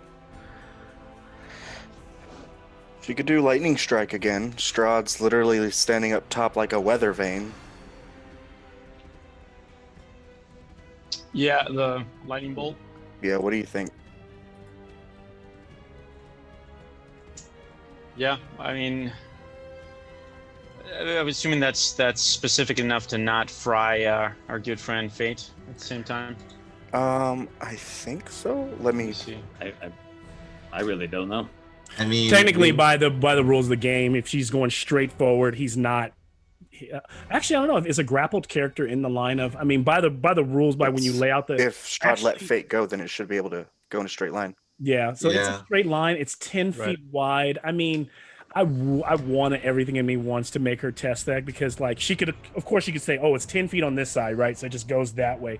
The problem with that, though, yeah, so 10 feet, you can get Strahd's armor in the blast, and actually, no, she can't because it's an angle, so it's not. I don't think it rolls against the ground. It just goes Lightning bolt says 100 feet long and 5 feet wide.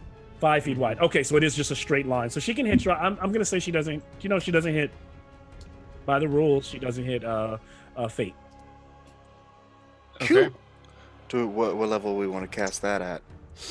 Yeah, I was trying to look back at what she'd use. I think we. Because there was Okay, two still third high. level lightning bolts before, right? Yeah. So this one she could upcast to fourth level. To fourth. I mean, that's still. I don't think that's still a ton of damage, but we'll take it. Take it. Let's do it. Let's see here. So that's 2d6. That's terrible damage. 2d6. That's it. Let's Yeah, do it. when you cast this spell using this is lightning bolt. When you cast this spell using a spell slot of fourth level or higher, the damage increases by 1d6. Oh, it's right, not 1d6. lightning. It's just lightning bolt. Yeah. Yeah, hold on. I can't see what the original damage is. Oh, I lied big. It's 8d6. 8d6. Yeah, that's what it's. Okay, that's what I thought. And now it's 9d6 because it's being cast at fourth level. Okay, and I need to make a what? Dexterity save. Yes. Strahd auto saves. Actually, no. I'm gonna choose. I won't do that. I won't choose to wait for you to roll the dice, but I'll auto save. he'll use one of his legendary resistances. He still takes half. Okay. Go So for it. that's going to be 33. So describe the lightning bolt that blasts out of her hands. Eddie, you were kind of playing her last time, so what does it look like as you? Yeah. So as Bavo's gesturing is like, "What are you gonna just stand there?" And all of a sudden, you see like a little electricity coming from the ground, like little sparks here and there, and then you just see her, just like she brings both her arms together, and this just bolt of lightning just line drives its way up towards the church and strikes Strahd. And as it fries him, shocks him, not forcing him to let go, but fluff-wise, there's a moment where he lets go of Fate, and kind of as a moment as they're spinning, and he gets hit, and he just grounds himself and stands and looks down, and just being shocked, taking to 33 all of that damage, like frying up his skin, and then as it rolls through him, as the power's rolling off, Strahd is like smoking, and he just kind of does this to, and you see the charred black skin start to turn back a beautiful porcelain white. It's just the scar across his face begins to heal. 33 damage taken. So half would be 16? 16, yep. So 16 taken. But the armor should take. What does the armor save? The armor The armor doesn't get hit, right? armor doesn't get hit. Oh, that's right. My bad. Yep. Okay. It's not. Not quite. Okay, so at this moment, so Esmeralda, then Bavo. Now Bavo. And That's more like it. does she want to move anywhere? Do you want to move her anywhere, you guys? Let's have her move towards the armor. All right. 30 gets her like 10 feet away. This is all wrong. This is all wrong. As she rushes forward. Bavo. I'm not close enough to get to that armor. I mean, you can, if you dash, Right. I think you're here, 5, 10, 15, 20, 25, 30. There you go. Safe. Dash. So 30. So yeah, you are said good. You dash. can't attack. No, you didn't even have to dash. So good. Oh, great. All right, let's do this. I want that armor back.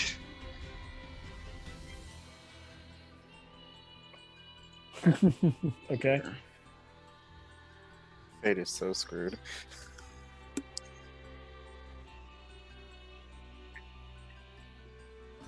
Oh, hold on. First attack is a 16. That Okay. will not hit. Fuck. The second attack is a 25. That will hit.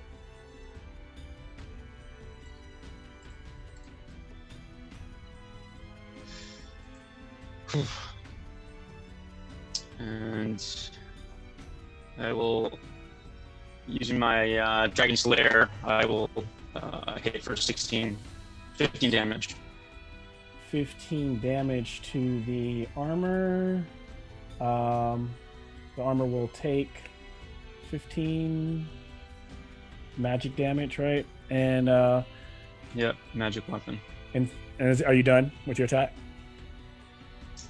I'm done. Okay.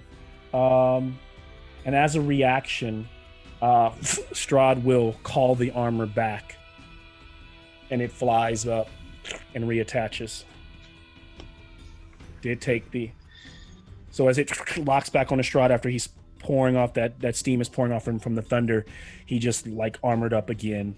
And I still want that armor back. Come fight me. As we are moving into the second round of combat, Strahd still has a hold over a Fate, and he will make this attack will go out. 12 does not hit you, does it? Nope.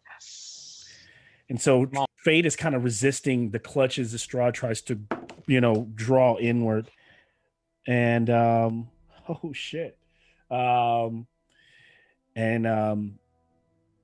He's frustrated off of this. He's tried to literally bite you twice. So the next one, and he goes, why do you resist? I was going to make you something great. Would you rather just be dead? How does Fate respond? Because literally, I have rolled a 1, a nat 1, and a 7. So, no, yeah, nat 1 and a. Because and with the 7, oh no, my bite is. What am I thinking? I said +6. With the 7, that's a 9. So that would hit you, right? Mm-hmm. Yeah. Yeah, I'll put in play and ask how does he respond as he's resisting? Lord Strahd, you make this whole magnificent scene before us. We struggle as all we can. We do this because it makes it all that much more sweeter.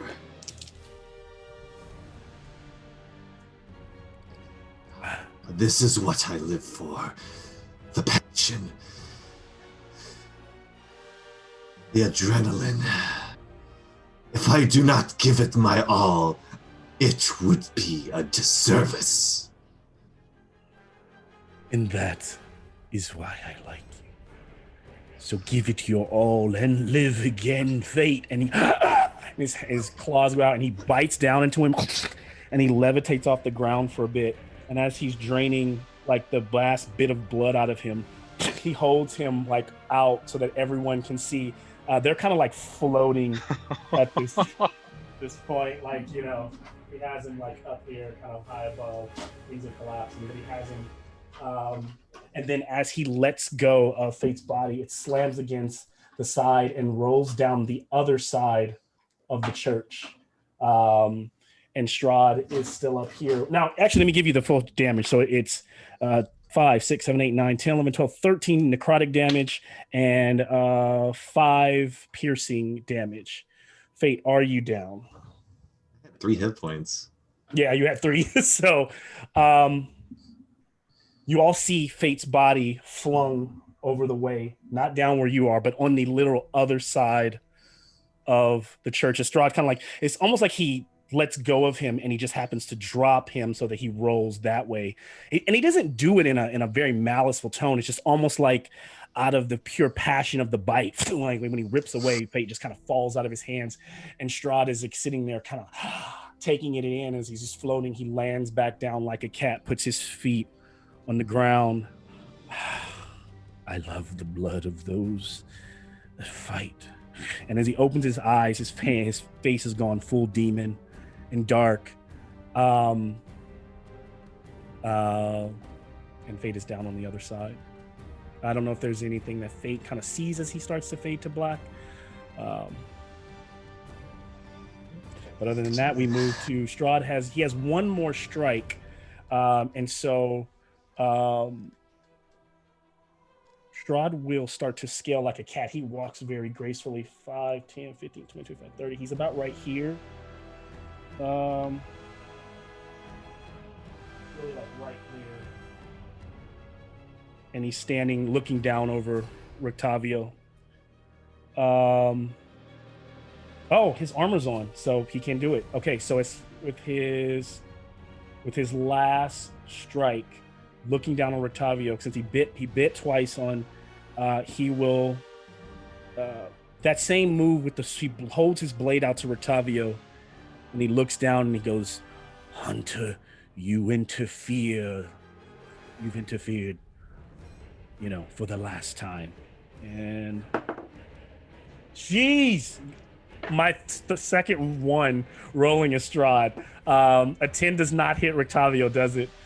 As a blast of lightning flies out of the sword and misses. Rictavio kind of sidesteps it. And the lightning blast, a shocking bolt, flies out and misses. Strahd is done at that moment. It is now moving to, this is where his armor will separate and leap down and strike. And I'm gonna stop using. Well, I'm gonna keep using the D20 for you guys' sake. I'm gonna keep using the one roller. Give us a chance, please. This is a strike. It's a 15 plus 6. That's gonna hit Rictavio. So Rictavio pulls out that cane that he has, and that blade comes out, and they start to clash back and forth as lightning kind of peppers the sky. Boom! But then the armor finds a point. Hitting with its great sword, doing 2d6 plus 7 damage. And on the first attack, missed 1, so second attack, and it only makes 2. Okay, so so it hit 1. So I don't know if you got that, Josh, but yeah.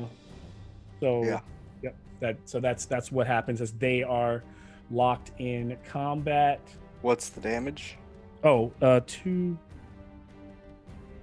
damage. And plus the lightning, so plus 1d6 lightning damage. So the lightning damage will be another 3. So that was a total of 7, 10 damage. Ooh, he's down at 12. Jeez. As the armor is fighting Rictavio, it is Eldith's turn.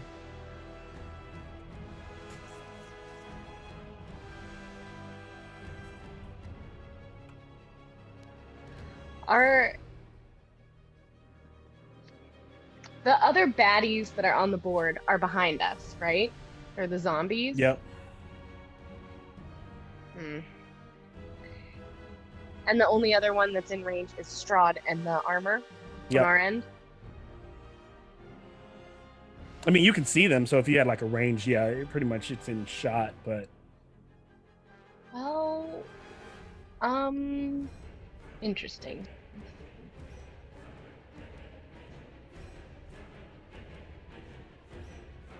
I guess I'm gonna use a cantrip that I have now, Sacred Flame, and I'm going to cast that on the armor or on Strahd. Ooh. You know, I'm gonna cast it on Strahd. Okay, Sacred Flame. Go ahead and make your attack. Now, do I have to roll to hit for that? I think you do. I think Sacred Flame is a ranged attack. That Sacred Flame is a dex save. Oh, I'm so sorry. Yep. So then let me. Okay. Strahd's not going to use, so he will roll for it. 17 plus. Yeah, you pass that. Yeah. So Strahd just kind of like sidesteps it as it rolls across the roof, and because it's sacred, also it doesn't burn the roof because it's like the Church of Lathander. So you just watch the rain, kind of like as if you put a flame being extinguished by water on the roof of the church. It goes away. Eldith, if there's nothing else, if she stays where her ground, then we would move to Isaac. Oh, and so actually, with a legendary action, Strahd will move into combat with Rotavio. That's one. He wasn't using them all last round because he was literally locked with fate. He is free to use his legendary, or he was always free to, but he decided he's using them now. So he moves with one of them to get side by side with Rotavio. Hello, old friend. It is Isaac's turn. I'm going to say he is going to use some of his movement to move towards Strahd. Okay. About diagonal to where kind of he can get towards, look at his back. Right there is perfect. And he's going to raise that demon arm and hurl flame at him. Nice. Go ahead and make your attack. That is a 19 to hit. That, with Strahd's armor being off right now, that is a hit. Beautiful. That's going to be 10 fire damage. All right, and so Strahd will take that 10, and that's fire, so... full damage. Yep, full damage. So Strahd kind of like tries to like very quickly turns and deflects it with his sword, but some of the fire rolls off and some of it catches him across the face. And he hisses, and you see his fangs for a second there.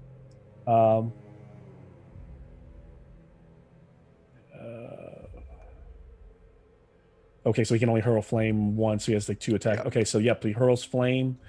As that happens, then Strahd uses his second legendary to follow up with a clawed strike on Rotavio.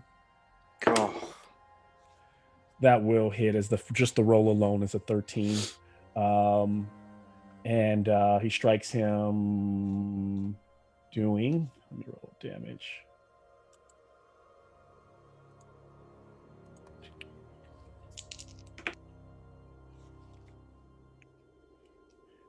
Geez, 8 damage.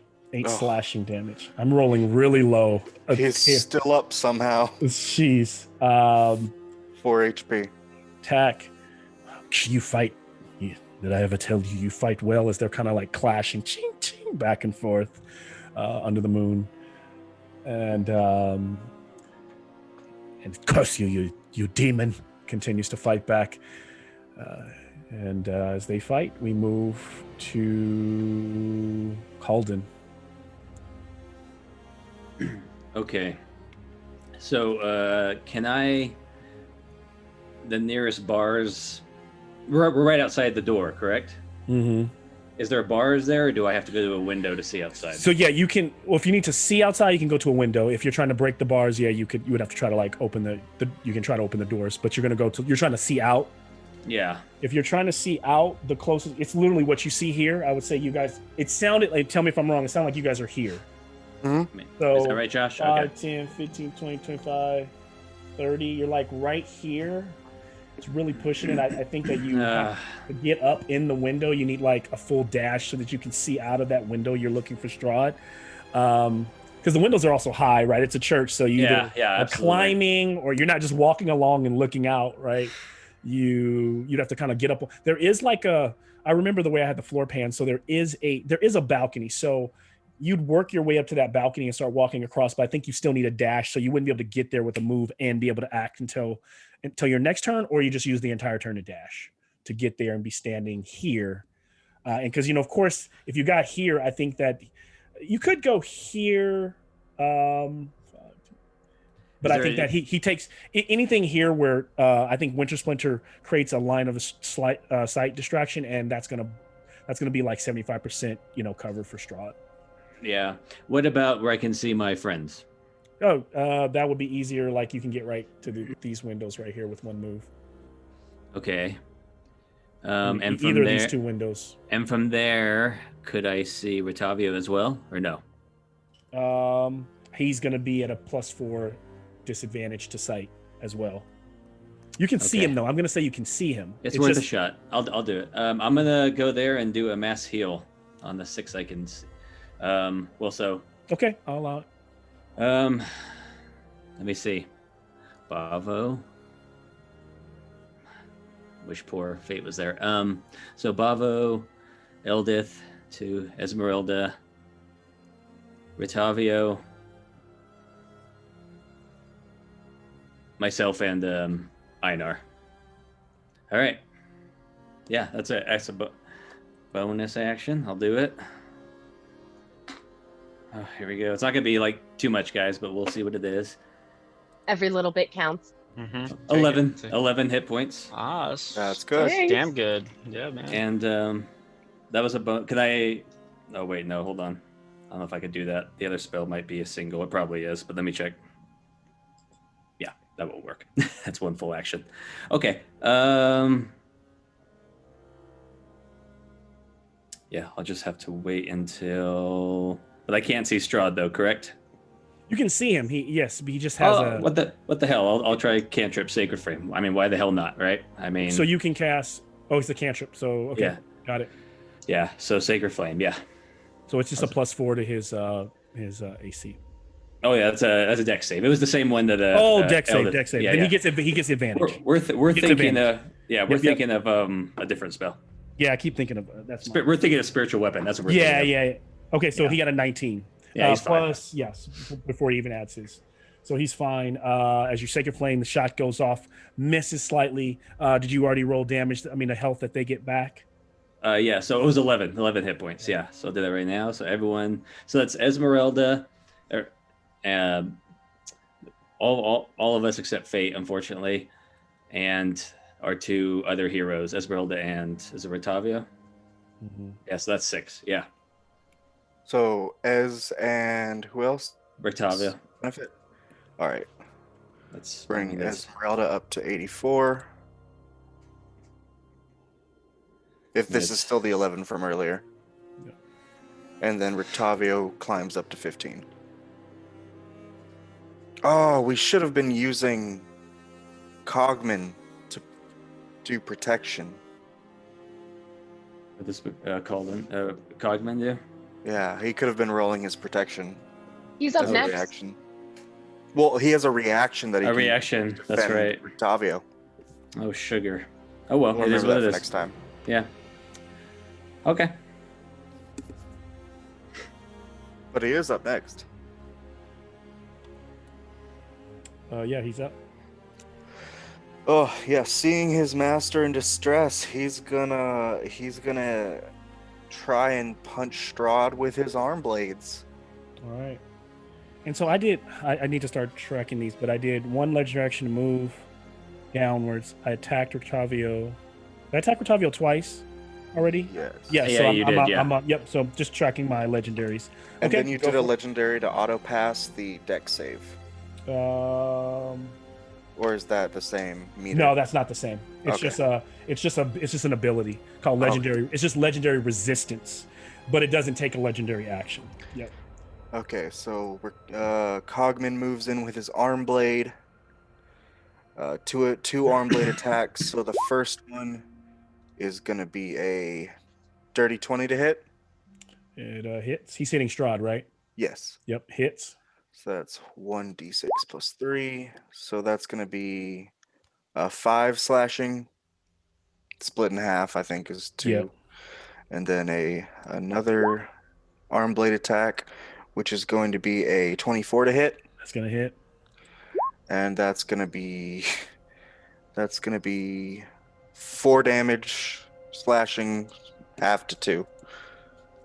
So up until this point, though, all of the damage that you guys have seen Strahd take, you've also watched him like kind of heal it back, or like the appearance is that he's healing somehow. His wounds are closing, but so far he has done that damage as he's striking. And after the strike completes, Strahd kind of spins and uses his reaction as his armor links up to him once again.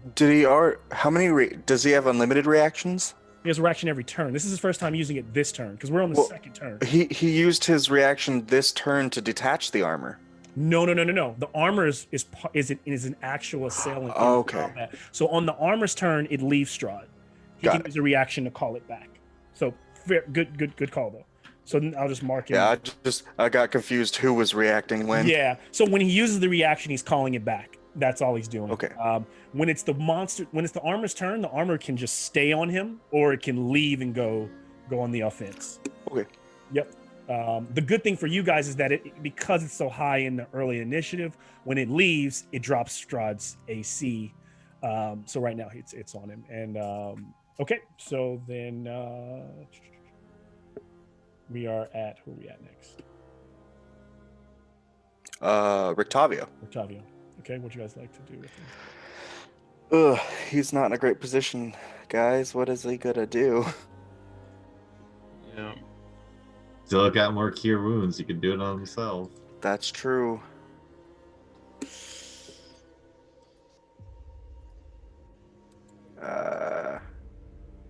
I think he'd heal himself. He's in this for the long haul, don't you think?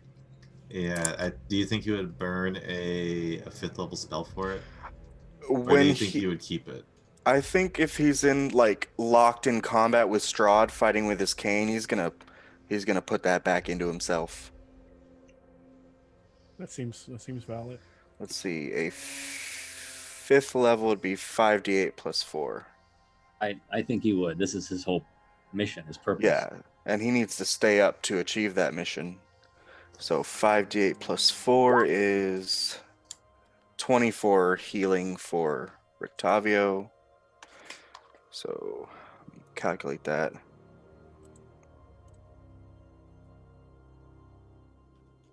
Brings him up to 39. And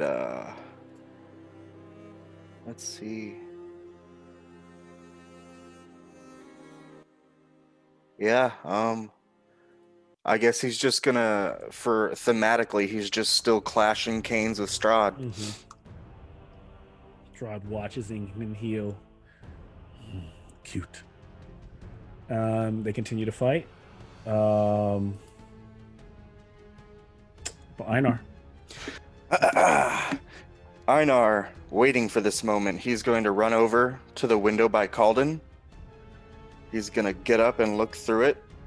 And seeing Strahd in his armor, this is more for flavor than an actual thing, but he's going to take one of his hand axes and he's just going to bust a single pane. Mm-hmm. And he's going to yell out, "Burn, you oversized leech!" And he casts heat metal on the armor. Nice.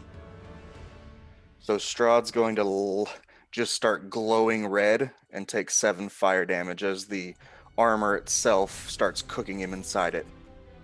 And you watch the armor starting to peel off, even though it's not coming off on its turn right now. You could tell that Strahd's commanding it to disengage as he takes the damage. Curse you.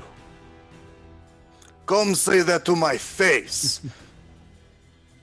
And that's going to be the turn. All right.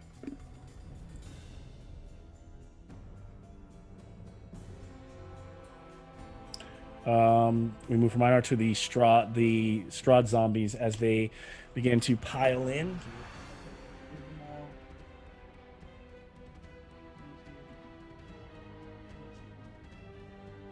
just slowly shuffling over there. So there will the ones that can attack. I believe that there are 3 up that can attack. So I'm gonna do those first. Attacking the guards with What's their AC? 8. 8. Got it. So they have 3 attacks each. So 2 claws. 7 Wait. doesn't hit the guards, right? Wasn't there AC 10 last game? Because There were no baseline- zombies last game. Oh, I was talking about the guards. The guards AC. Oh no, They no, no, should the have guards. 16, No, no, no, right? no. The guards are no. I thought you were asking about the zombies. Yeah, no, I never got the guards Are AC. 16. So both the zombies has missed all these. Here's a Got bite. So miss the entire first zombie. Got nothing. The second zombie, 18. 18 hits. 18. So hits one of the guards with a claw attack, and then another claw. That's going to be a miss. So only 1 so far on the second zombie, and then a bite. 12. A 15 is not going to hit. So 1 attack hit on that second zombie, and that's going to be 6 slashing damage to that guard. Got it. A guard A is down to 5. The third zombie attacking the same guard. Mm-hmm. We'll kind of treat him like he just put it all to that one. 17 on the first claw. Hits. 15 misses the second one. Then the bite misses. So with that 1 clawed hand, 5 damage to that. That kills the first guard. There are zombies. The other zombies cannot strike, but there are 2 limbs, both a leg and a arm crawling, and those they have.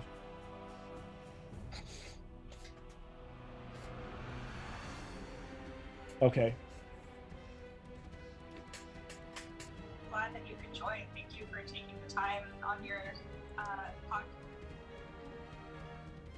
Has its own action. Okay, so the zombies, pretty much the limbs become like attacks of their own. So the clawed hand strikes out to one of the guards. It's going to miss. The leg strikes out and is going to hit 17 and does another 7 damage. All so right. The guards are just over there just fighting, cutting away. Yeah, one of the guards went down. We're down to 3 guards. Let's take one off the back. We lose a guard. As they pile in, it is the guards' turns. They're going to strike back with all their might, the 3 of them that still stand. And so the first one, the first 2 attack, first couple are going to just hit limbs. So this first one is at the leg, and that's a 15 to hit. That is going to hit. Okay. All right. And then... Because their AC's 8, so, yep. 9 damage to the detached leg. Okay. The second one is from another guard striking the hand, and that's a 12 to hit the hand.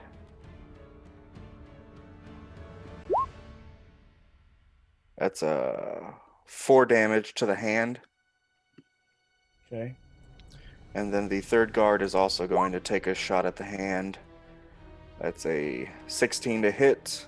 All right. So how many total? So three guards hit. 3 guards hit. Okay. 1 hit the leg and 2 hit the hand. Okay. So the arm. Okay, and then how much total damage? The leg took 9. The Okay. hand took. The hand took 8 8. in total. Okay. So another 8. So it's going to be 2, and then the carryover to. All right. But no other zombies. You just attack the arm and the leg. Arm and the leg are removed.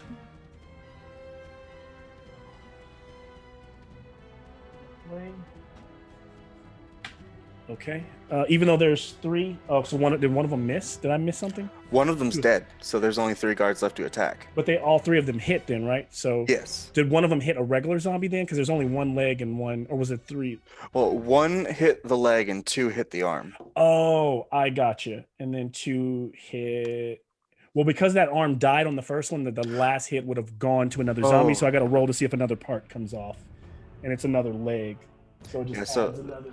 that one would have just taken 4 damage instead of. Yeah. Okay. And then I rolled, and then it just another limb drops off. Okay. Awesome. Bavo, you are up. I think Esmeralda needs to go as Oh, well. Esmeralda, yeah. Go ahead. What do you want to do with that? Well, Yep. Go ahead. you could just have her start going around your turn. Oh, sure. Yeah. Okay. I'm gonna have her approach. Where you at? Strahd. Okay. She's gonna turn around, face Strahd. She's gonna, just for effect, she gets one of her vials of holy water and just smashes it against her sword as she is walking towards him, pointing her sword towards him. And Is she going to melee or with him or no? she is gonna try to inflict him with a curse. Okay, from a distance, right? Or Yep, she's within 30 feet. okay. He must succeed a Wisdom saving throw of 14 or be cursed. What's the effect of the And the curse is having vulnerability to one type of damage of Esmeralda's choice. Okay. Strahd will automatically succeed. He deflects her curse. So as she starts to speak her words, you see him like wave his hand, and she goes, and it's almost like he like grabbed her tongue from the inside of her mouth, and he just stops her from speaking. Unless if I pass, there's still some effect. But I imagine that's it either works or it doesn't. Right, and if it ends, she takes some damage. She'll take 7 damage. All right.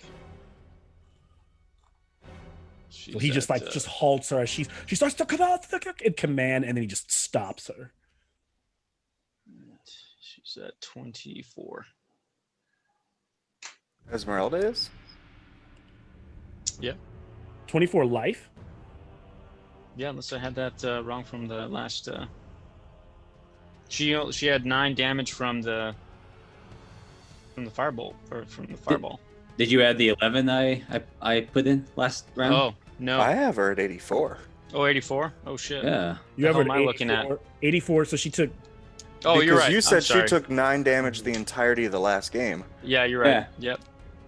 And then she healed for 11, and then she takes another 7. So that Yep. She's good. brings her down to 77. 77. Oh, that's a big difference, isn't it?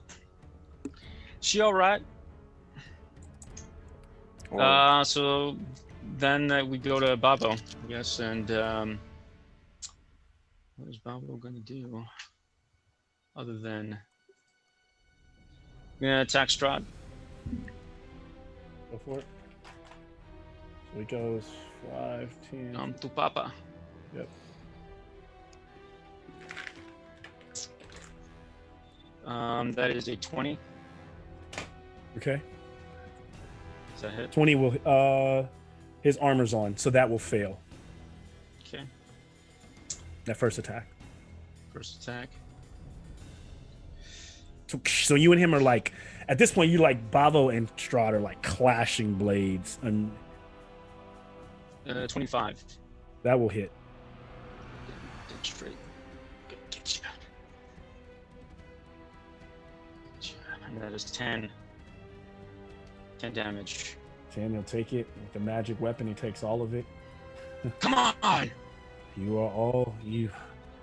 all seem to always surprise me.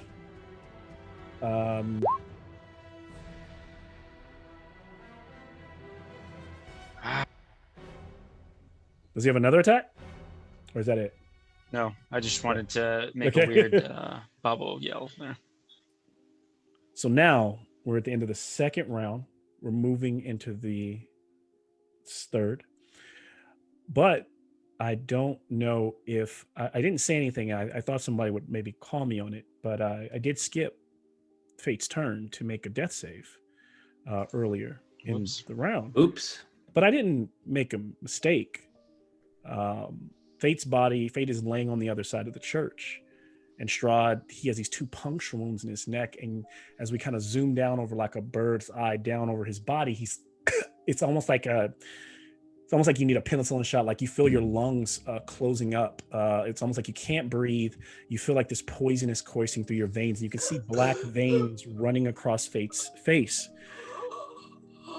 Fate knows he's dying. Strahd has dropped him to 0 from a drain, and that there's no coming back from that. Is there anything that he adds, or what are his, I guess, are there anything he shares in his last moments, or maybe the visions he sees before he fades to black?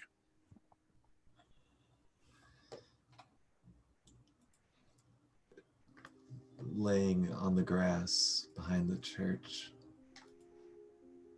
with the pale moonlight serenading his body.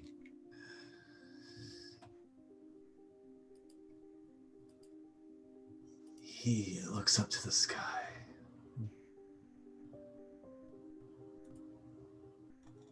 The beauty. I need to finish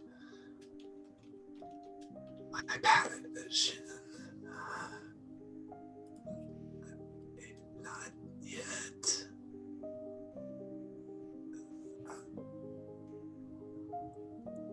Just one more. Malcolm, I have a question. Mm-hmm. Does the bite auto kill if it takes the hit points to 0 or the hit point maximum to 0 after subtracting it repeatedly when he's bitten? No, if you're dropped to 0 from that bite, that's what I've always read. Are you reading it a certain way? Are you? Yeah, I just looked up vampires, like just a regular vampire stat line, and the bite says the target dies if the effect reduces its hit point maximum to 0, because okay. you're supposed to be subtracting from the hit point maximum every time from the necrotic damage. The target's hit points maximum is reduced by the amount equal to the necrotic damage. The destroyer gains hit points so that the reduction lasts until the target finishes on rest. The target dies. If the target dies, the target dies if the hit point maximum is reduced to 0. Am I reading that one? The hit point maximum like his max. You're saying his max is 70, regardless of what his current. It doesn't say current hit points. Got it. The human explained this way is buried. Yeah, I'm not trying to rules lawyer this one, but that one's the difference between insta death and all not quite there. Okay, that's it. I've always read it as the other way, but I see the way you are arguing it. Because if you look at the character sheet, your current and max are split completely. Like your max doesn't change unless. Okay. I'm okay with either ruling. Yeah, I will putting that out. I will rule it. Fate, give me go ahead, give me a death save. Okay. Just one. Definitely changes up my plans a little bit. A 13. So as he's like reaching out, I must finish. And that was his first one. And then this is the second one. So you take the second one? Actually, not yet. Not yet. You won't even need to take that one yet. Yeah, so you passed that first one? Yes. All that damage does need to be subtracted from his max because his max isn't at peak efficiency. Right. Okay. I need to reduce that. What was it? I forgot what I did it by. It was 3d6 plus 3. I have no clue what I rolled. I'll just re-roll again and we'll just use that. I think it was like 13, but 6. Let me see how much draw it adds to that. For the bite, come on. Just gonna pull up stats here. Because that's what happened to Eldith too when Ludmilla bit her. The max was decreased. Okay. And that lasted until Ludmilla died. Then confirm.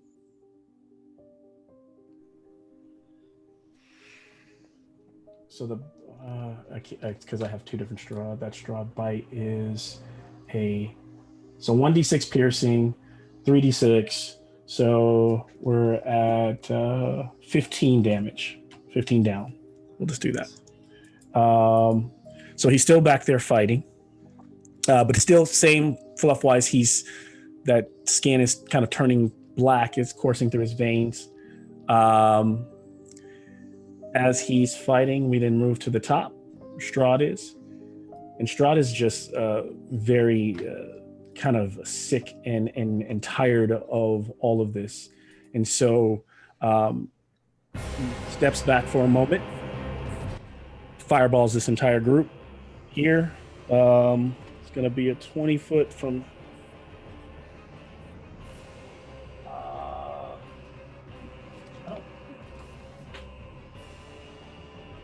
This was what I was worried about. Is he in the range of his own fireball? I No, he's putting agree. it in front of him. No, he's not. By putting it right here on Bertavio, it gets everybody. Dex saves all around.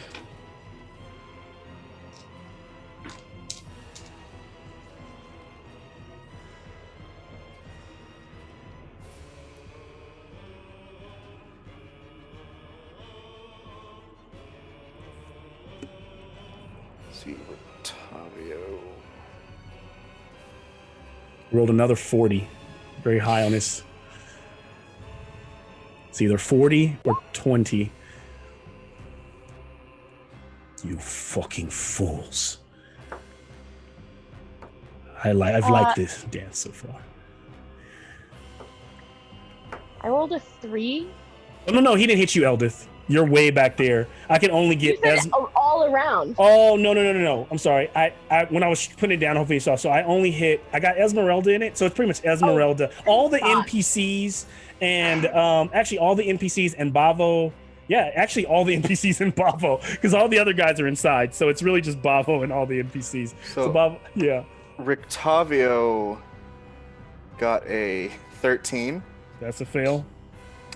So Rictavio, if it's a full 40, is down. Rictavio's down. Esmeralda got a 13. And let me get Isaac really quick.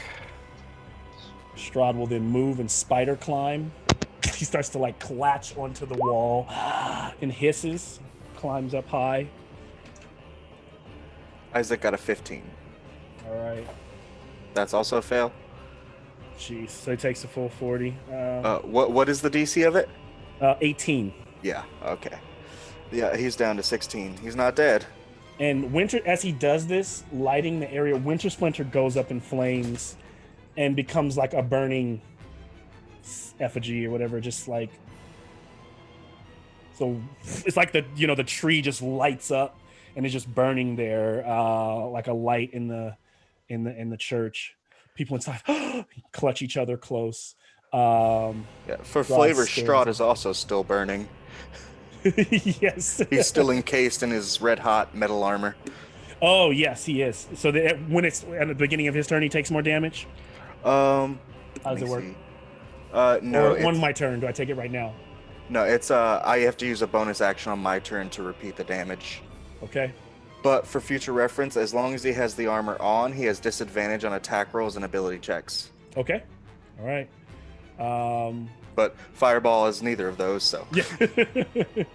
So as the fireball dissipates, he begins to laugh. Fate makes another death save. Okay. By the way, Bava, you made sure to cut the resistance? I'm half. Okay. What's that? Yeah, The resistance. I took 20. All right. Okay. Out of 4. Shit. No. Actually, I don't even know why I did that spider climb, but I have to stick with it since I did it. So right after Fate does his save, Strahd takes that legendary action and moves right back in Bavo's face. So I wasted a legendary. So it's like suddenly as he's climbing away, Bavo, he gets onto the top of the church and his cape whips around and he leaps. He goes, ah! Come on! Leaping through the sky, like with his sword over, through the rain at Bavo. As we move from there, it is Strahd's animator, and as he's leaping, this is kind of would be an awesome imagery. So as he leaps, his armor comes off of him, leaping in front of him, and the armor lands first to strike Bavo. So it's almost like instead of Strahd landing, you end up clashing blades with the armor. Strahd is right behind, still in the air, right behind him, but the armor comes down first. Bavo, the armor will attack. That's a nat 20 on the first strike. Great sword. Second one will clearly miss. I rolled a 9. 14 will be the second. So I think the first one is the only one that hit you. 14 doesn't hit you, right, Bavo? Well, if I lost my armor, yes. I'm assuming I can't let me put my other chainmail back on. So we'll assume you're wearing your chainmail under the armor. Great. Well, because I mean, in all fairness, like normally plate mail, you would have like a chainmail shirt under the plate mail, right? So you still have that, so it still misses. So right? yes, only one of those hit. Only the nat 20 hit me. Okay, so then it will do just one attack. It would be 4d6. Is it a critical? So this is a weird question, if I may. And I don't know if it applies or not for flavor, even because obviously it's not no one's wearing the armor. Yep. But it's still heated. So would you consider it still under the effects of like melting as it fights? Yeah, as long as the spell is still on it, right? Because it says the wording. I post it in Roll20, and it says if it doesn't drop the object, or if it doesn't. I mean, it's not being worn anymore, but it says if it doesn't drop the object when it heats up, it has disadvantage on attack rolls and ability checks. So Strahd wearing the armor has disadvantage, but does the armor I think it's meant so that like if you were using that on a construct, like or animated armor, I'm not sure the animated armor would continue to burn. Does it have rules for that? Does it say that it continues? Because otherwise. Well, I haven't dropped the spell, so it's still heating. It's still heating. Here's the thing: heat metal doesn't burn. First of all, the heat metal doesn't necessarily burn the object; it just heats it, which hurts the figure. So I'm not sure it's actually hot enough to actually melt the armor itself. Right. I think what you've done now is I'm going to argue that if Strahd puts it back on, as long as that's Strahd probably doesn't want to wear it anymore, but I don't think you're doing damage to the metal itself. Right. Yeah, I got that. I'll rule it that way. 16 piercing damage, Bavo, and one little lightning blast that goes into you from that pit. Sorry, how much piercing? It's 17 total damage, but 16 piercing, one lightning. I'm getting low.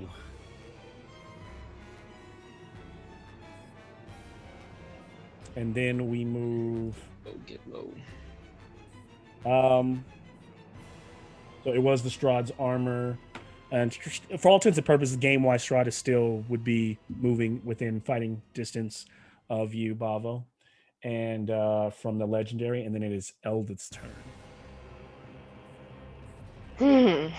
Okay.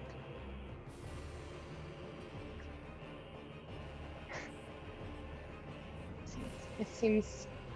God, everybody's so serious right now. It's just like. If I cast a cantrip, that means that I can't take any other action. Like I can't use a weapon, right? It's only like if you do that, then it's only spells. Unless you have a bonus spell or like some sort of bonus action. Yeah, I'm out of. Yeah, the cantrip should list whether it's an action or not, because some are bonus actions and some are full actions. Yeah, one action and they're both actions. Yeah, if it's if it's an action or a bonus action.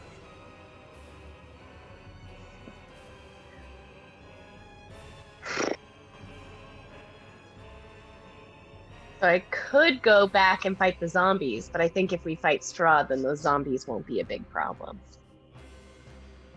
So I'm going to cast Sacred Flame again from my very safe distance. Okay. And it's a dex save. Dex Let's save. So I will take this dex save. 17. Yeah, that passes. So Great. 20. Yeah, 21. The end. That's Yeah. my turn. That Great. spell just isn't working, is it? That's like the Oh, fourth. so- Two from me, two from you. It isn't working. Come on, Eldith, come join me. Yeah. I thought I would do something great. No, I'm just gonna have to get in there. Okay. Is there anything else you want to do or moving wise, Eldith? Or No, I'm gonna see how this round goes. okay. Isaac is up. It's Isaac's turn. He's gonna rush Strahd with the How battle much? axe. How much life is Isaac right now? It's just Isaac is at 16. 16. And Rotavio's down. We said. Rictavio's down. Where's the Warforged? The Warforged also took that. The Warforged should be down, right? Yeah, he's The also Warforged down. is down. Yeah. He would. Now that I think about it. Yeah. So it's no telling whether they're dead or they're rolling around. You know, they're just out of the. There's no death saves for these guys. They're just out of the fight right now. And so yeah, Isaac's gonna rush him, and while he's got the armor off, he's just gonna try his best to behead Strahd. Go for it. So that first attack is going to be a 23 to hit. That will hit him. That's 13 slashing damage. Well, 15 actually, because he's using two hands. Okay. And the second one is it's only a 12 to hit. That misses. So Strahd gets caught off guard and slams against his kind of like he almost blocks. He like turns and uses his cape as a shield, and it slashes through and cuts him on the forearm, and he dashes back and kind of fades away for a second, and Isaac misses that second strike. At that moment, camera kind of pans inside the church. Calden can hardly see out through the flames. Over here somewhere. What does he do?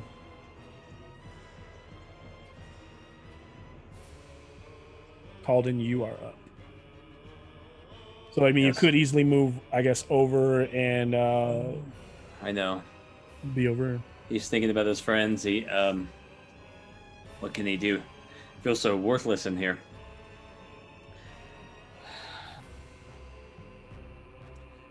Golden will.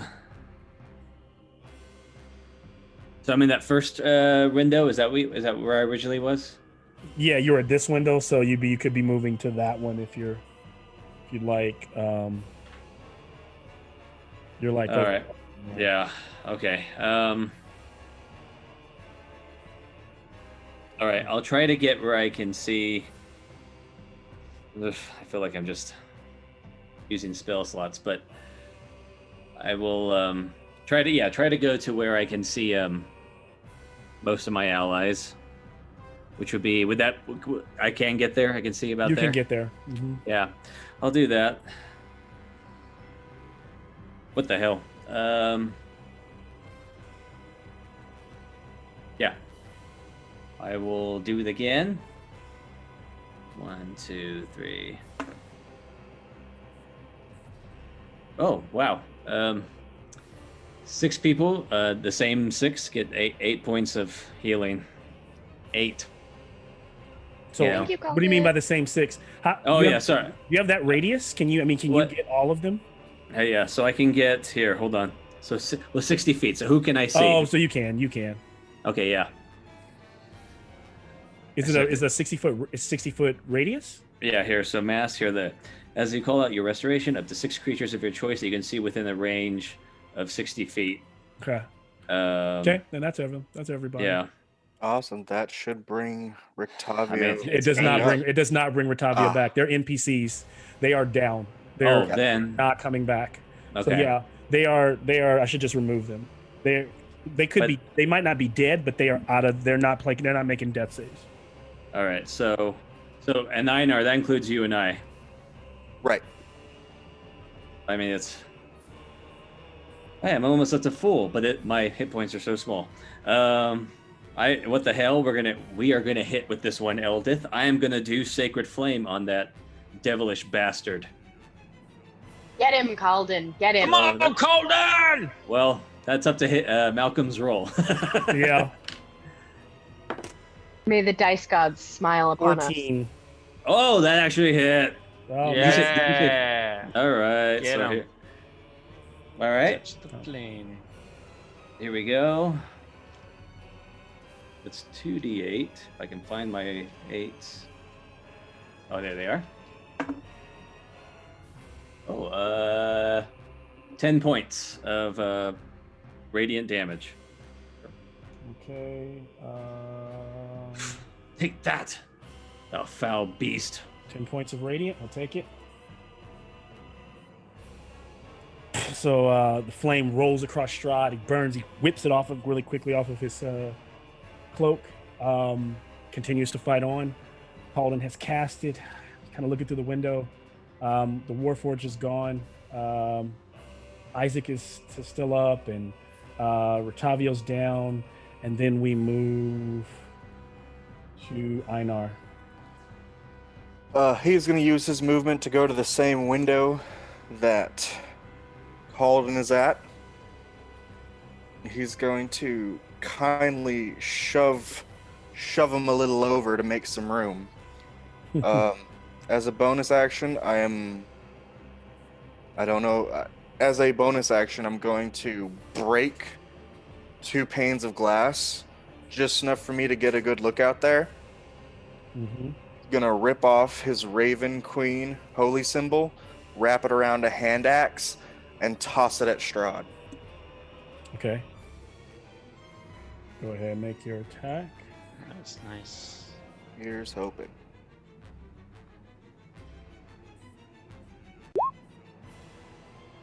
That's an 11. Okay. 11 damage. Or 11 to hit. No, though, that 11 misses. to hit, yeah. So Strahd sidesteps that. Continues fighting. Yes, so that does not work. That's the turn. Okay. Actually, never mind. That isn't the turn. I have 2 attacks per action. Okay. So what are you going to do with that? You have something else to throw? The other hand axe. So one of them is in the ground. In the rain. The rain is almost stopped here, but it's just in that muddy earth. And I'll start rolling attacks for these zombies to get them through very quickly. That one is a 17 to hit. So one zombie. Oh. So 2 of the zombies will hit. Okay, sorry. And what'd you get? 17 to hit? 17 hit. That will miss as well. Just barely. Dang it. Yeah. So another 2 axes in the ground. He looks through the window, looking at you and Calden kind of there as the thunder crashes, can kind of barely see you all hiding. Fight me! You locked me in here because you're afraid of me, you coward! Would you like to come out? I would if you didn't lock me in. You are afraid. Come here. Let me punch you. He chuckles. And then as this is happening, so there's 2 hits on the guards, and to roll that damage out, claws. Oh, sorry, I'm tripping. Yeah, they get multiple attacks. So those 2 attacks do. So the guards take another 7 damage. Oh, sorry. All right. 8 damage. I'm sorry about that. 8 damage. So One that was the more first goes round. down.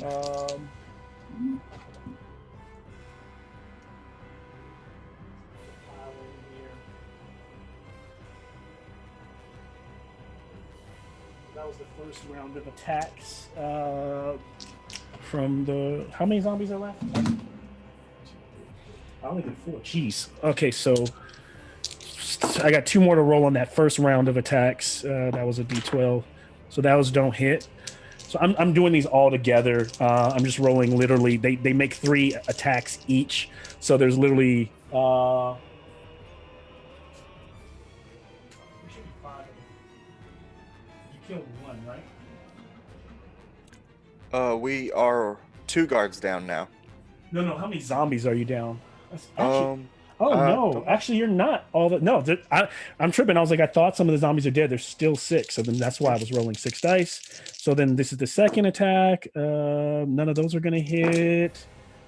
One of those are actually gonna hit with 18. So another claw.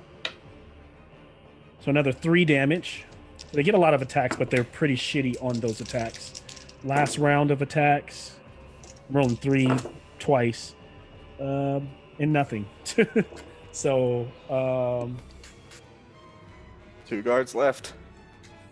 guards are slowly being mauled and eaten alive. And I'm sorry, there's also a limb in there. The limb gets 1 strike.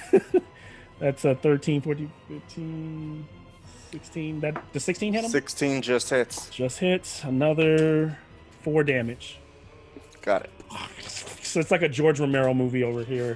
And as one of the guards, like, guts are being pulled out and splattered all over the place. All right. After we get there, it's going to be Esmeralda, of course, and then Bavo, since that's how we've been running her. What about the guards that are left? Oh, sorry, guards. Guards are left. Get your attacks in.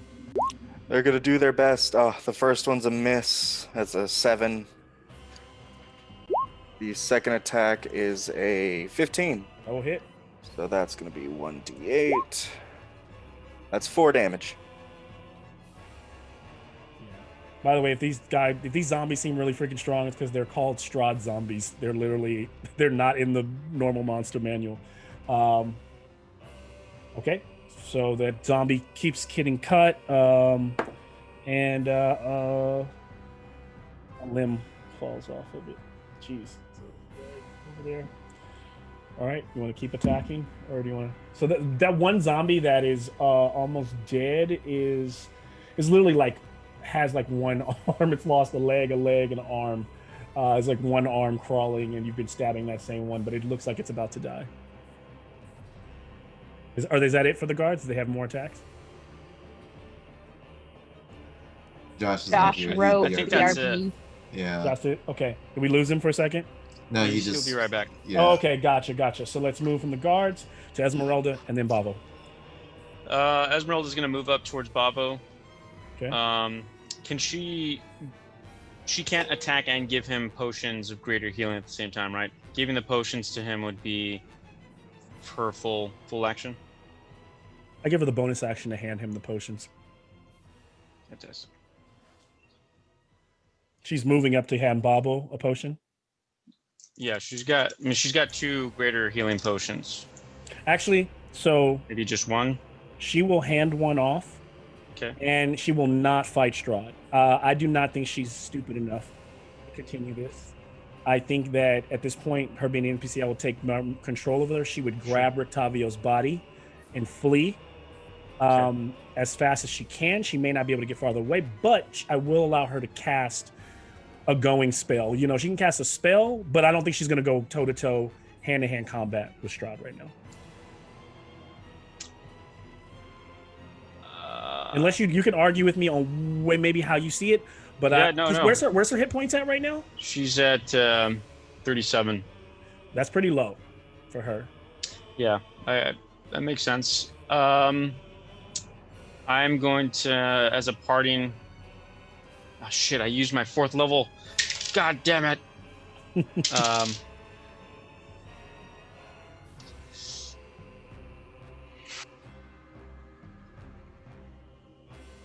No, master, wake up.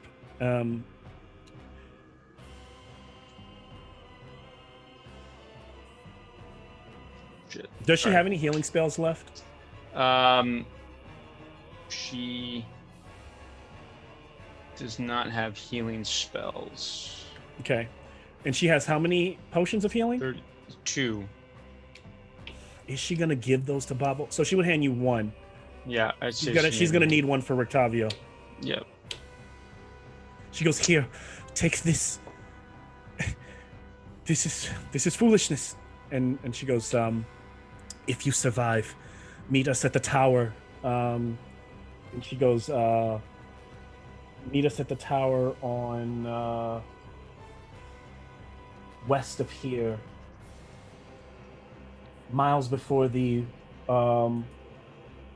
winery, she pretty much gives Bavo's directions, enough directions to where he hears it briefly, and she takes off, and hopefully he can remember. It's like, take the main road. It's the same road you guys have been traveling on towards the winery, but she tells him there to make a left when they pass, near when they see the water near the lake or something like that, and she just takes off. She grabs Rotavio and she begins to kind of run, heading this way with his body to where she's about to exit by the end of the turn. And there's a carriage, coming near you hear like the neighing of horses. Her carriage always has the spiritual steed or phantom steed that's riding a bluish steed that is coming towards her as she's running off down, like trying to get towards an alley. The carriage is not there yet. You can just hear it in the distance. Strahd chuckles. Run, my love, run. Okay. I'm gonna go ahead and use that greater potion. Okay. She gave me.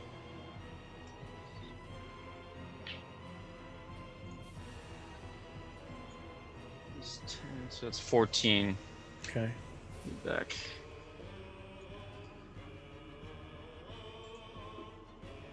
Shit, I forgot my legendary actions.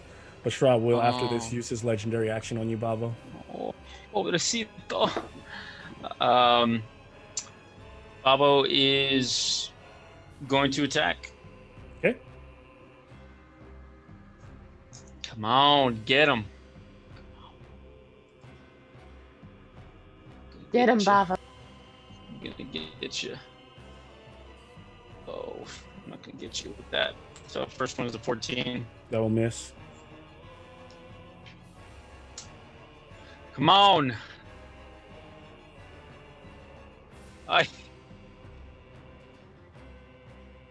Oh man, and that's a 12. 12 will miss. So Bavo is, and so Strahd will respond in kind with. Let me see if he hits. He rolled his claw. Ah, Jeez. bastard! Come closer. Oh, dirty 20 to Bavo, and strikes Bavo with unarmed strike. I've been doing his damage literally on his clawed strikes wrong. It's 1d8 slashing plus 4, 8, 12 off the slash, and then the necrotic damage 12 to Bavo, then another 14 necrotic. I am down. And so as they're like clashing, just back and forth, this Vavo is fighting like kind of valiantly, and there's a moment where Strahd just kind of like claws and strikes kind of like on his Achilles, and he kind of drops down on knees and then kind of strikes downward across his face, and Bavo goes face down and is lying on the ground there, not making any movements. Fucking fools. And he goes, and we're on that third turn now. Let's see. You make it so hard for me. You've continue to try to take everything. The coward that Einar is. And he says, Bavo, and he kind of leans down over Bavo, being Bavo, Strahd's turn. And he goes, I don't want, this shouldn't be you.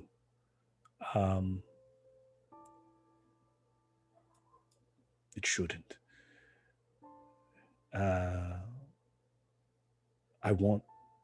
Today, I do want the dwarf's life most. And he holds your face and he's like, You are so strong. I think you're worth joining me. And he stabs his hand down because he's literally auto hitting you for 2 fails, 2 auto fails on deaths as he shoves his hand into Bavo's chest and pulls it out and then strikes again, this time to Bavo with a bite. And actually, well, I still need to roll on them, but they're advantaged with a +9. It's a nat 20 on the second strike, on the first strike, advantaged, and the second one with advantage is going to be an 18.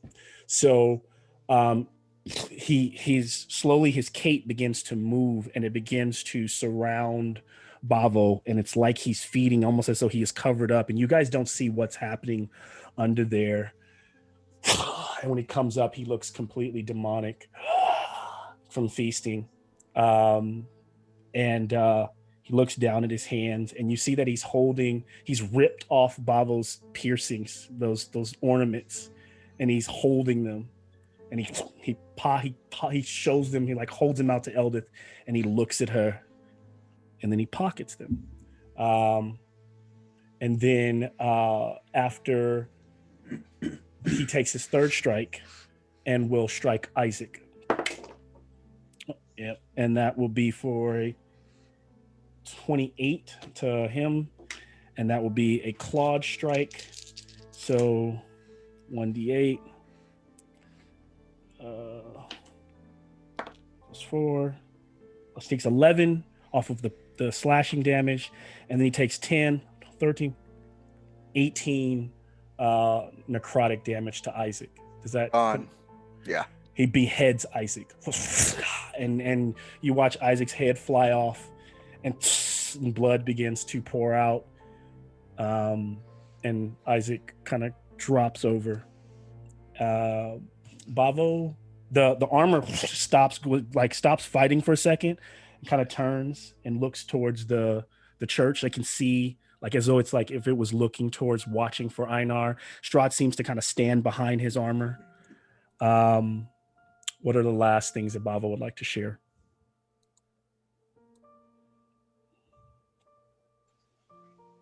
As Strahd was striking him and lost his sword in that exchange, was just trying to unarmed punch and just trying to grab before he finally succumbed to Strahd. And in that moment, as he felt Strahd's hand, his claws go into his his kind of mid-abdomen. He sees, as soon as it enters his body, he sees his clansman. He sees the cave. It comes out. He sees the blood coming out from his stomach.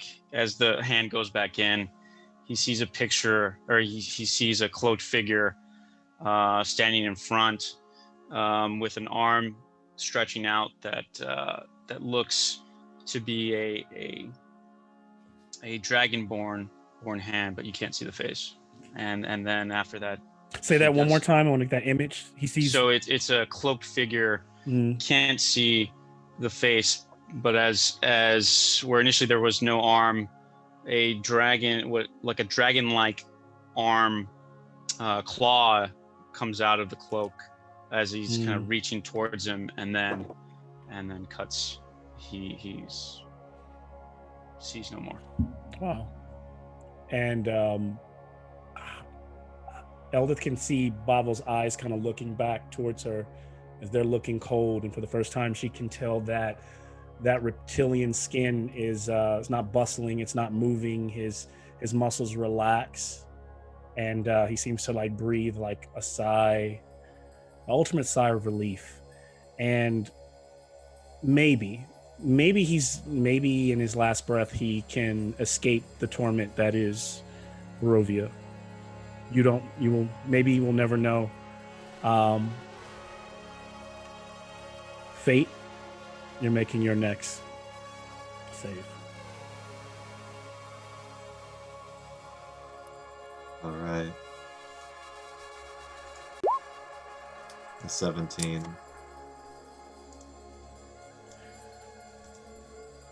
And the last thing that he would have heard Strahd say to him, to Bavo, he says, I called my family here, long unseated from their ancient thrones, and brought them here to settle in this castle, Ravenloft. There is no light in the eyes of the men that feed in these lands. There is only dead. They are as dead as dead. And what did you get, Fate? A 17. Okay, so you are two for out of 3? 2 for 1. 2 for 1. Okay. All right. As Fate is sitting there fighting on the other side, still fighting for his life. After it being Fate's turn, Strahd looks at his and lets Irina go as she disappears from sight. He moves with a legendary action as quickly as possible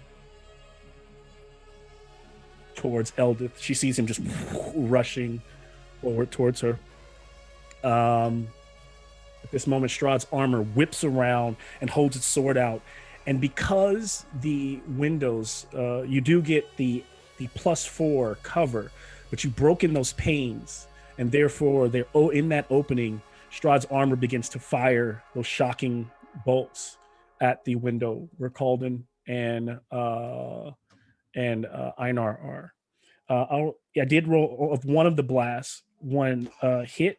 It is a nat 20, and because where you both are, I'm just gonna roll randomly. 1 through 10, it's Einar. 11 through 20, it is Calden. It's Einar, and the damage would be, and it's actually more than a 20, so it would hit you regardless. Just rolled a nat 20, but 3d6 lightning, 8 on the 3d6, and that's it. So yeah, 8 damage. Got it. Blasts across the windshield and kind of shocks the railing. Some of the lightning whips and crackles and splashes across Einar momentarily. As it does that, takes 3 attacks, but one of them being second bolt. Okay, so it is now moves to Eldith.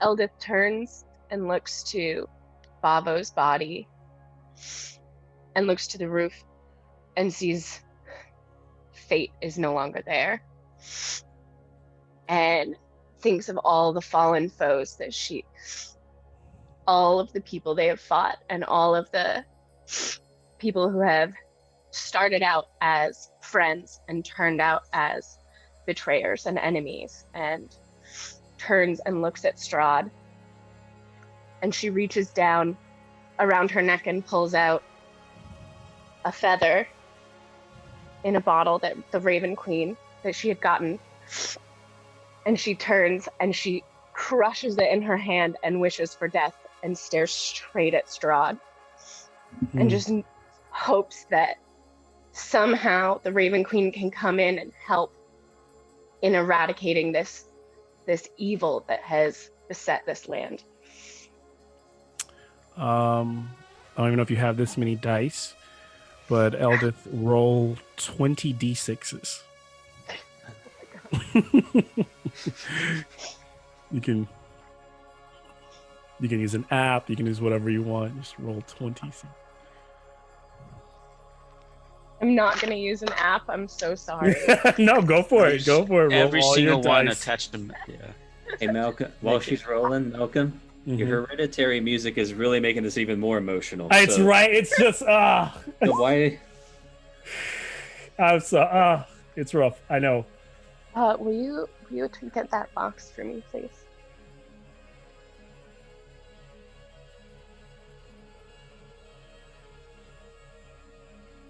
Just kill her.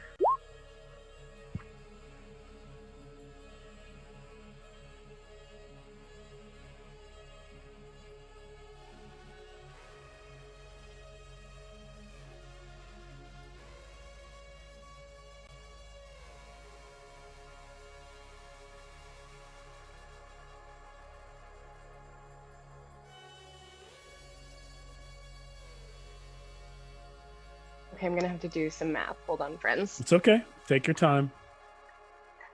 There's no rush here. You said 20? Mm-hmm. Okay. I know this is a rough. We've been going for. Does anybody need a moment? Does anybody need a break? You guys want to keep at it? We could do. I mean, if we could We do a could do quick a break small while she's break. calculating. Okay. Let's do it. Yeah, Let's do a while I do 5-minute break this. while she's calculating. Everybody use the restroom. Yeah, I saw you. I looked up and I was like, oh my god, I didn't give anybody a break. We've just been going for. So let's do it. It's been so intense. Yeah, and we will. We'll pick back up in a few minutes. 7. Love you, Eddie. Just you know it, man. That would be Einar if he would get his scary ass out here. Yeah, that's what we said in our planning meeting too. It's because they put you on the front lines, man. Yeah, I mean, I knew it was. He had what else? Yeah, it's Pablo. What a way to. I could just see the image of him just like. Holy smokes! You will want to stick around though, Eddie. It's regardless of what happens. So yeah, I will. I'm gonna grab some water. I'll be right back. I'll be right back too. Amazing. Okay.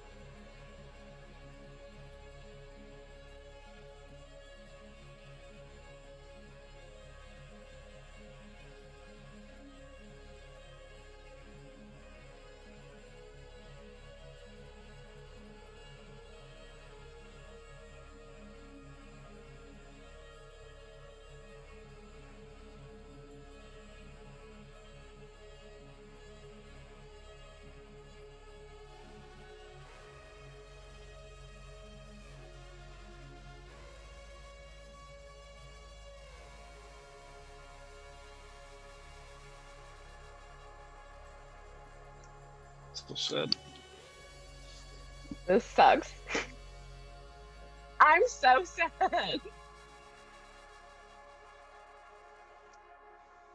You have every right to be. So. Oh man. I rolled an 80, just so you know. Okay. Holy shit. That's a lot. I know. And now I'm gonna take a quick break. Do it.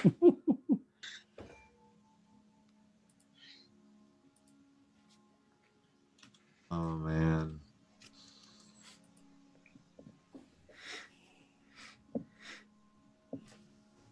So sorry, Eddie. Yeah. Well, me too. It's like an anniversary, close to the anniversary, man. That's so crazy. Oh, that's the beauty of this game, man. It really is. Yeah. It's the connections you make and the people I've met, the characters I met along the way, but the people like y'all that I've met along the way. You know, it's Yeah. it's amazing. It's hard to stay Strahd right now. I'll tell you that. I'll just. It's Yeah, I know. I bet.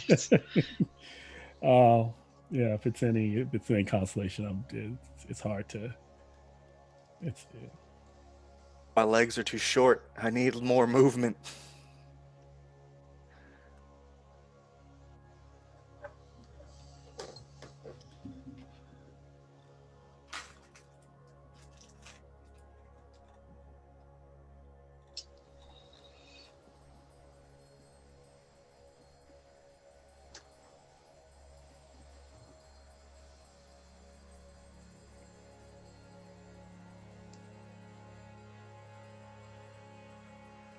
Out of character, I was trying to get Einar killed, not save him and Calden from Strahd. Funny how just it happens like that. I've learned that it never goes the way you think. Never, Oh. ever. Never.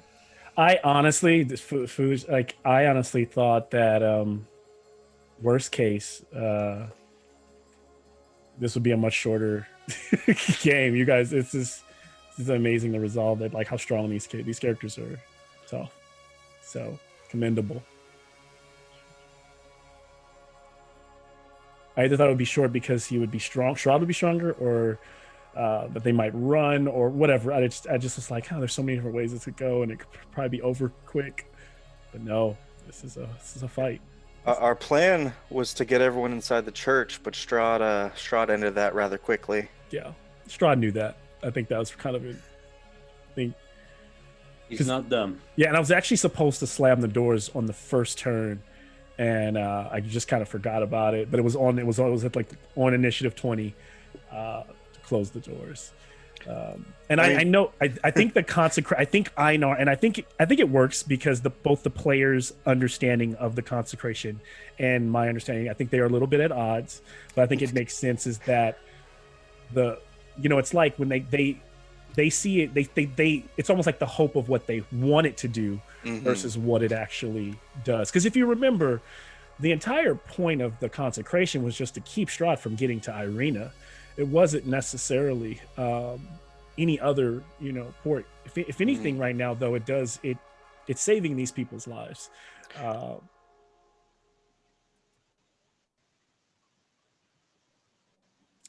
All right, God, poor Eldith.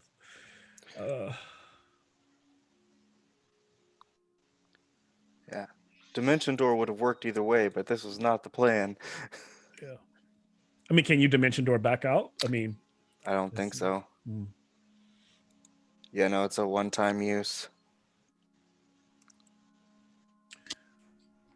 By the way, I never said that those doors cannot be broken through. That's what I was trying to get I've through. I've never said that. No one's ever.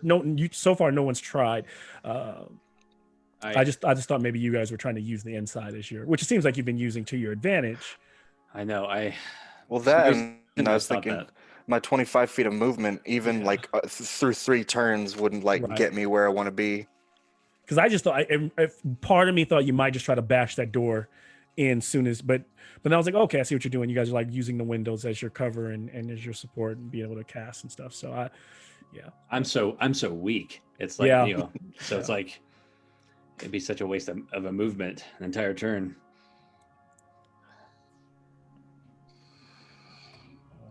So we'll get back to it when Nikki's back. Man. Fate only needs to pass one more death saving throw, though. It's never that simple.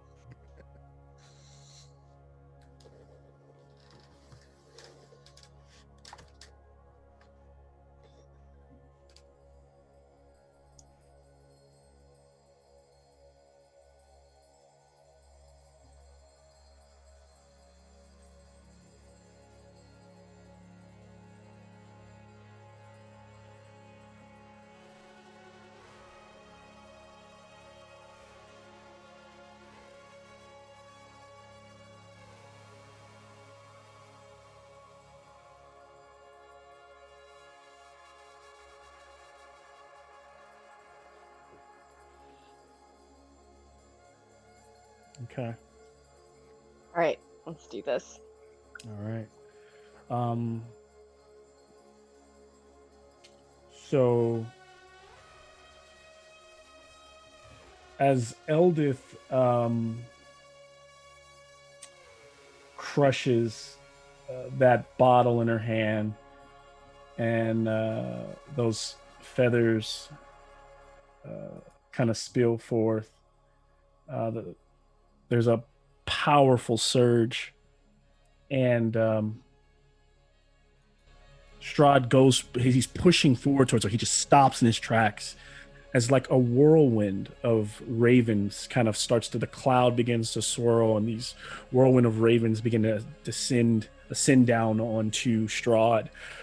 And he stops and he kind of grabs his cloak to defend against them, and they are just shredding and pecking away with them and from him. And they look both they almost look like spectral ravens, and they kind of like envelop him in a hurricane, whirlwind, tearing and shredding his cloak, and he's cutting his body, and he's trying to heal as fast as he can. And for a second he drops to one knee, but he catches himself. His knee doesn't touch the ground, but it almost does, and that just not touching shows you that he's still strong. And he's and his face goes violently evil, and all of the ravens burst into feathers. He coughs for a second, catches his hand, and looks at Eldith. He's taken 80 damage. 80, we'll call it necrotic damage from Strahd. But he's still alive, still very much looking intently. And he looks at Eldith and he says, "My love, your queen cannot save you this day." That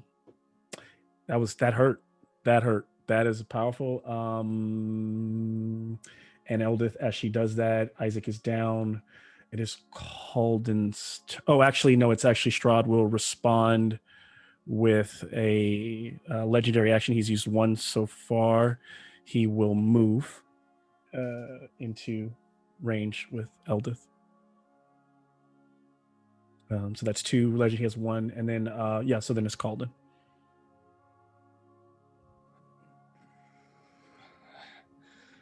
I failed another. Can I see him?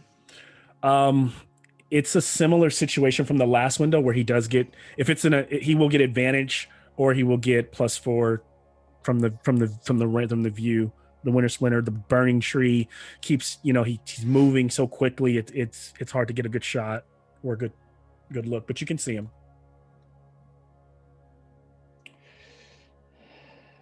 As Calden looks down, and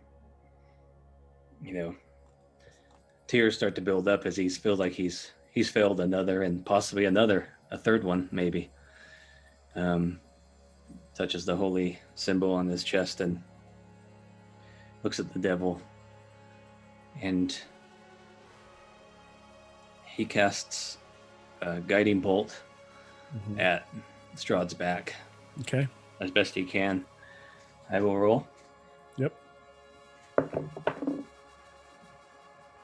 Okay. 14 plus 7. That is a 21. But you know what? What the hell? I have 3. I'm a variant human. I will take a lucky. Okay. To maybe get a better roll.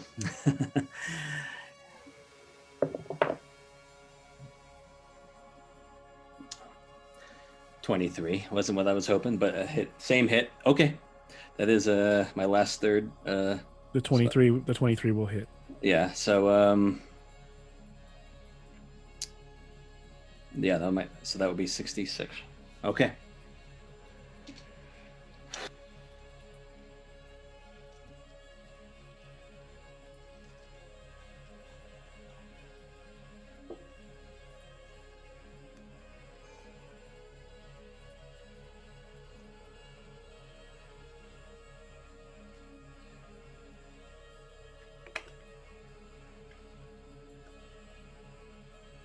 Ooh. 31 points of radiant damage. Awesome. Wow. 31. Boom. And as Strahd turns to try to block the blow, boom, hits him again, and he staggers. And for the first time, you see he's showing his wear. For the first time in this fight, he is worried, and he looks to his. He looks up at you with anger, Calden,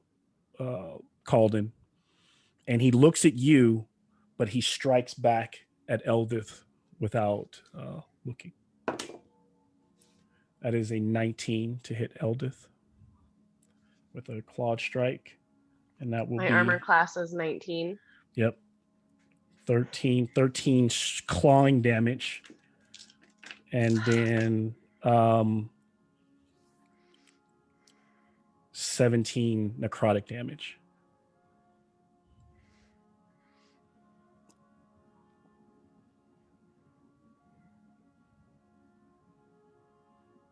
She's still up? Oh yeah, and she's pissed. Okay. And Can she react with Hellish Rebuke? Actually, is that a spell slot? Hold on. I think it's a spell slot. Because It it's is a a spell reaction, but slot. I think it takes a spell slot. Yep. It's a spell Shoot. slot. Okay. She's just angry then. Okay. So he strikes her, just claws her across the face. She staggers back. He's still looking at Calden here. Einar. Einar turns to Calden, gives him his battle axe, winks at him, and then jumps through the window. Uses 25 feet to burst through the window and Einar. run out. So he drops down. Give me dexterity, acrobatics check or dexterity save for the land. Let's see. That's a 16. He's good. Einar, don't do this. And then at Strahd's back, he's going to cast Dissonant Whispers. All right.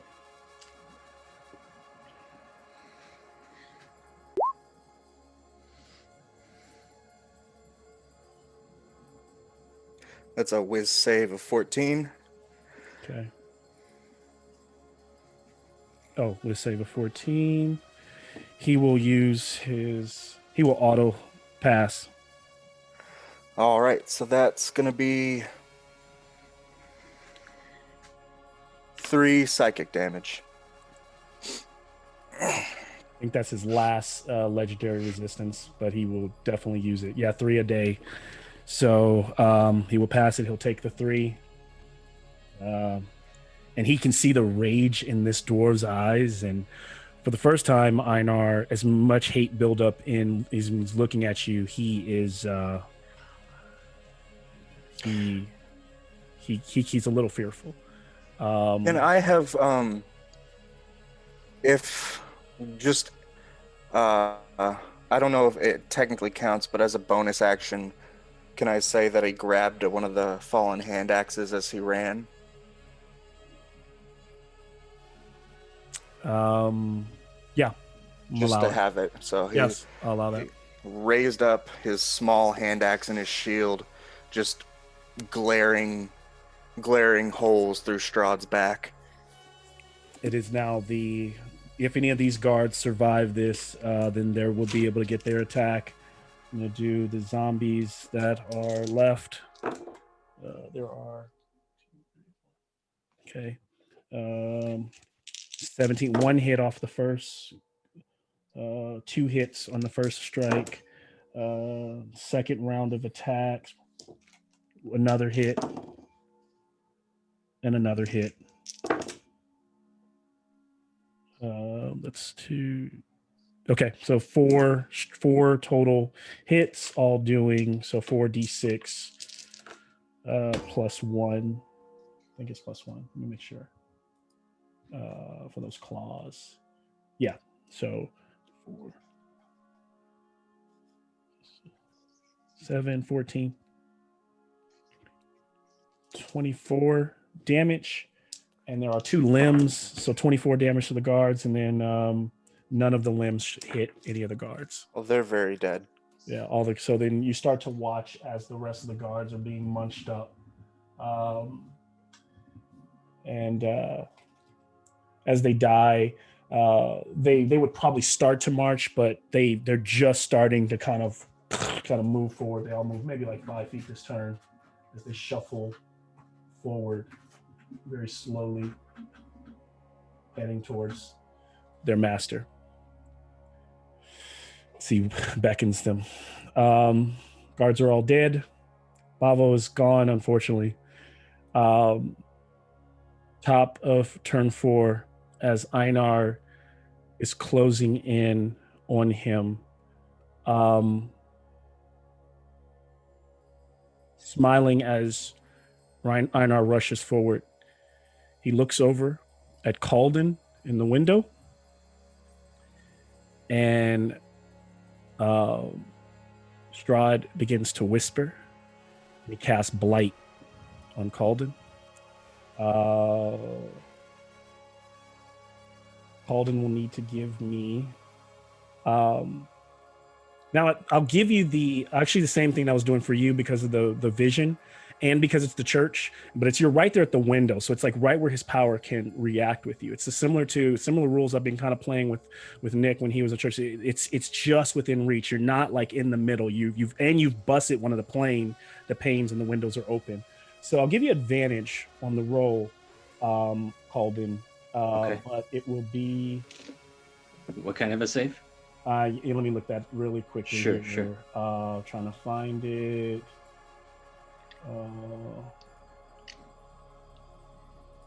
I had it here the whole time and I wasn't. You need to give me a Constitution save. All right.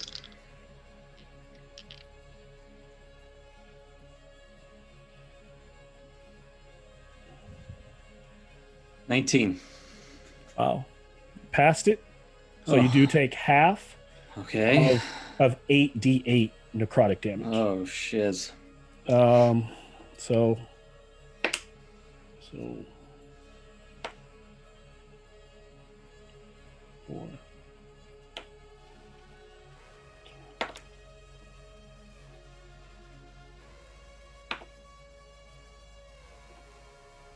Let me track this. I want to make sure I don't mess anything up.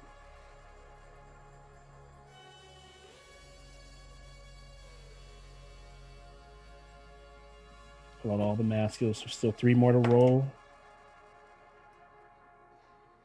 So 30. 2 more to roll. 35. 1 more to roll. 43 total damage. So you will take 21. I'm still up. Okay. It'll be of the blight.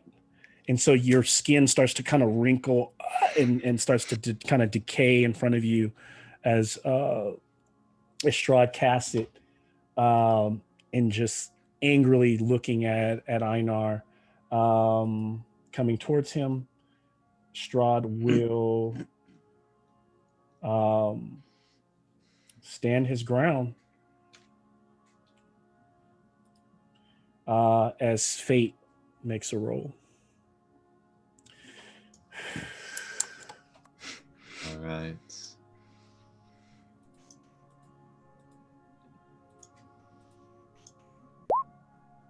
Oh, He is saved. Mother of mercy. Nice. And he says, I will not die. Not yet. As he's rushing forward, Strahd's armor is like closing in, and as Einar is ready to fight, right behind him, it closes in and it begins. The Strahd's armor goes for an attack. First attack. Nat 1 as it misses. That first one. Next one is 19 not so lucky. Just 19, hits. 26. And the third one, 19. That one totaled to 19. The other one was a natural 19 plus the 6. This one's a 13 plus 6 and 19. Damage coming from it. So it's going to be 4d6 for the slashing damage. 11 plus 6, so 17 slashing damage plus 2 lightning damage. Another 11 damage. Still standing. So this thing is just fighting, pushing in. And also, Strahd will take a legendary action and strike Einar from the other side after Fate's move with a claw. That's a 19. 5 slashing. That's me. And then the rest of it is necrotic as he goes down. So it's like he's fighting it's almost like he turns, he's forcing himself to kind of fight the armor behind him, and as he's fighting the armor behind him, Strahd just kind of like rakes him across like downwards, and Eldith watches slow motion as Einar falls. And then Strahd whips around and stares at her, and he goes, "My love, it doesn't have to be so violent for you. Embrace it." What could be more violent than watching all of my friends fall? And Strahd looks away for a moment, not keeping eye contact with you. And it is Eldith's turn. She's gonna attack Strahd with her battle axe.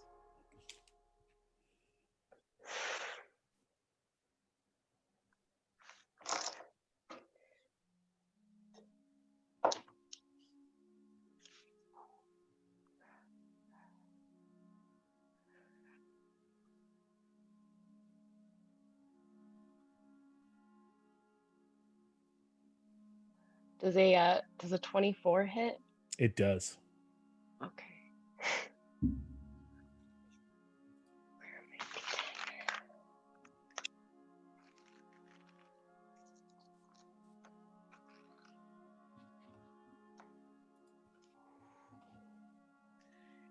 17 slashing damage. Okay. Takes it. And I do get 2 attacks. Okay. So I'm just gonna do the same thing. And it looks like he did he let the axe, he opened up and let the axe slam into his chest.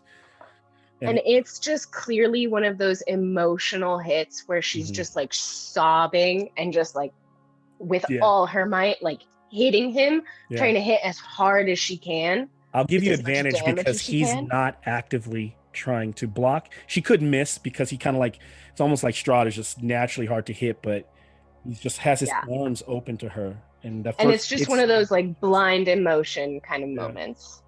And he's going, it almost looks like his hands are out to hug her. He's like, it is okay.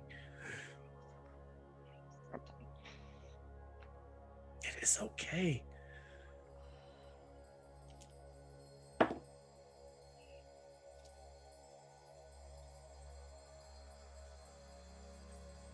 Yeah, that's a 23 to hit. That hits.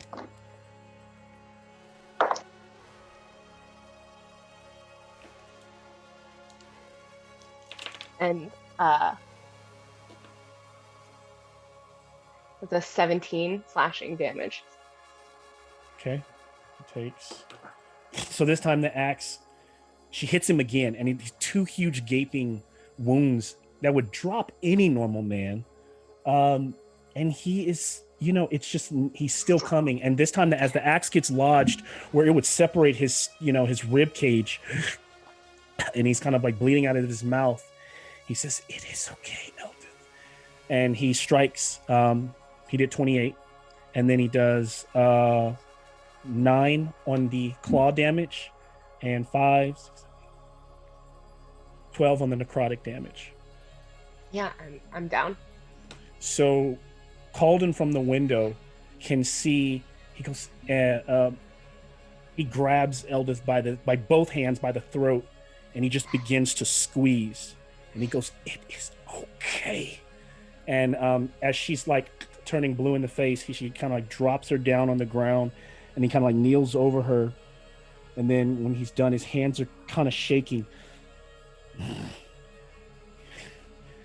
he turns. "It is fitting. You are last, priest." And he almost seems like he wants to cry. And the doors on the church open. Eldith is down. Calden is on you. His zombies are marching from the grave behind.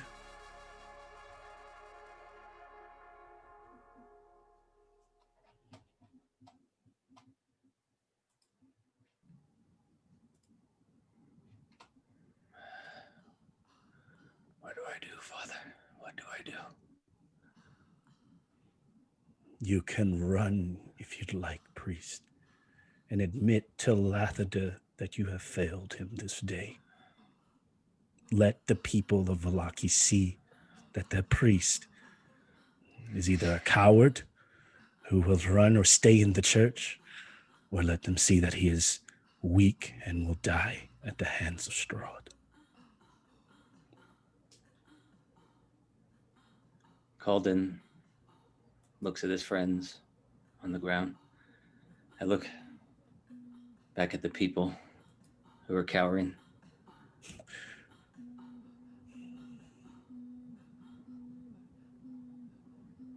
I notice. I make eye contact with some of the children. They're there who are probably cleaving to their mothers, and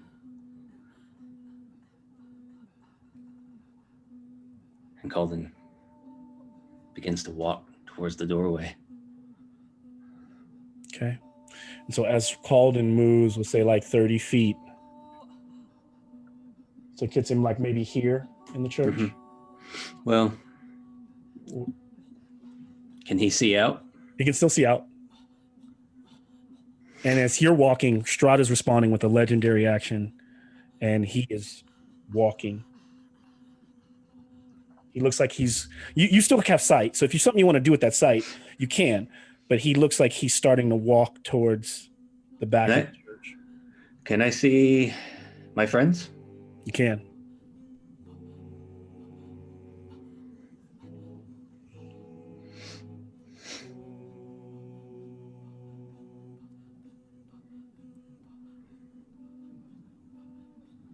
So, technically, by rule-wise, he's still here. He hasn't moved yet. He will follow up with a move, provided, when you're done with your turn. Or he could probably.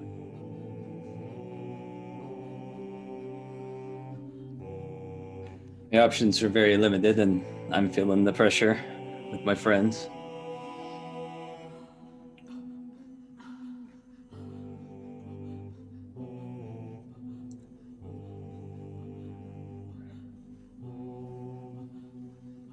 I cast Heal on Einar. Okay. So Einar begins to stand up. 6 hit points. And then I look at the devil and cast Sacred Flame. It's a bonus action? So Healing Word is a bonus action, yeah. Healing Word's a bonus action. Okay. Then Sacred Flame is a cantrip. Yep. Correct, yes. Okay. He rolled a 17, so it's a dirty 20, I believe, with his. It's a Constitution or Dexterity save. Well,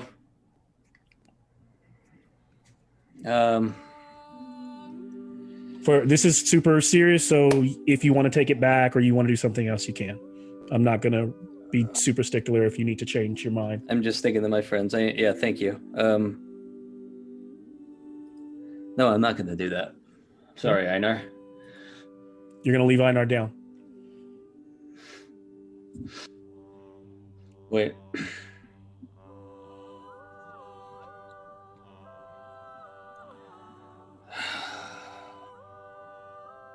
I'm sorry.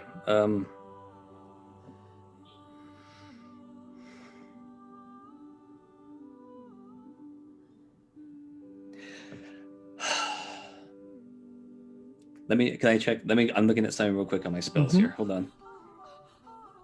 Actually, I just remembered something. Bear with me. Mm-hmm. That's not going to work. Shit.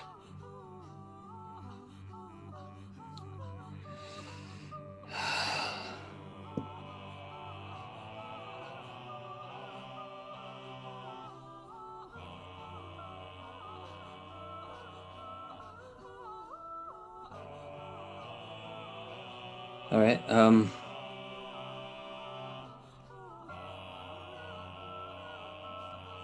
Okay. I'm gonna cast. Yeah, I will do that. I will heal Linar. Yeah. So that roll was it was 6, yeah. Okay. And then I will cast Sacred Flame, but he saved that, I think. Is He that what you saved that. said? Yeah. And as he sidesteps the Sacred Flame, he responds and turns around.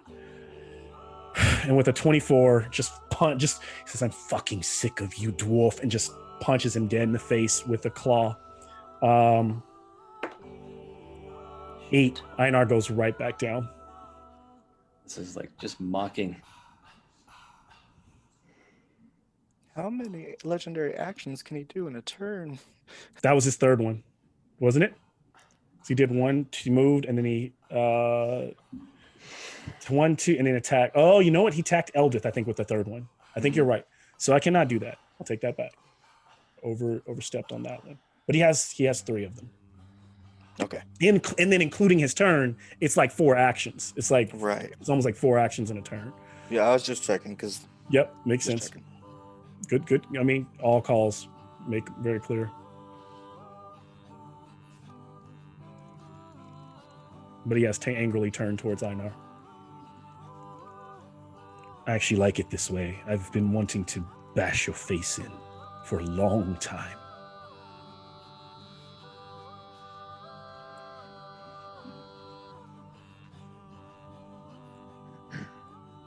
I will say, as hopeless as this does look, you guys, Eldith's move alone maybe makes it worth still fighting. But yeah, Fate is still, he's stabilized on the other side. And Calvin, are you done? Well, that was it, right? can, Yeah. Okay. I'm sorry. I was just I'm sorry. No, lingering I'm sorry. on that. No. I just kind of got caught up lingering. No, you're fine. It would just be these things moving in 20 feet. Einar is before them. Oh yeah, go Einar. So yeah, literally, gets up and looks Strahd in the face. He says, "I'm not dead yet, bitch. Until then, I will fight." And then he claps his hands, casting Thunderclap. Thunderclap. Is that a radius effect? Each creature within 5 feet of me. Okay, so that hits him and his armor. So that's a con save. Con save. So DC 14. So this one, my white die for Strahd. And Strahd, does he have let me check one thing. This is for all the marbles. I think you said he did use his. No, he's used all. He has no more of those. Okay. I'm looking to see if he has something else. Okay. Strahd will take it. He's failed. The Strahd's armor did roll a Strahd. I know failed, but Strahd's armor got a con, so 17. And then Strahd got a con save. Yeah, his con is not super high, so Strahd did fail. That's a 9 thunder damage. 9. So you slams against as it slays him, and his armor stagger back for a second. You are so fucking stubborn. Can you not see the writing on the wall? Sure enough, he's hurt. After that, I think it's now the zombies will march forward. Just about. I'm not even gonna have them. They're just gonna move there like 25, 10, 15, 20. These things will crawl a few feet. 5, 10, 15, 20. 20. These continue to shuffle very slowly. Top of the 5th turn. Strahd is still up.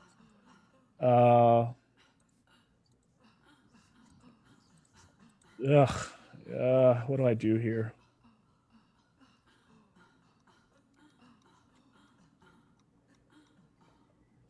He's so tired of Einar. He is just so sick of this dwarf and his pride and his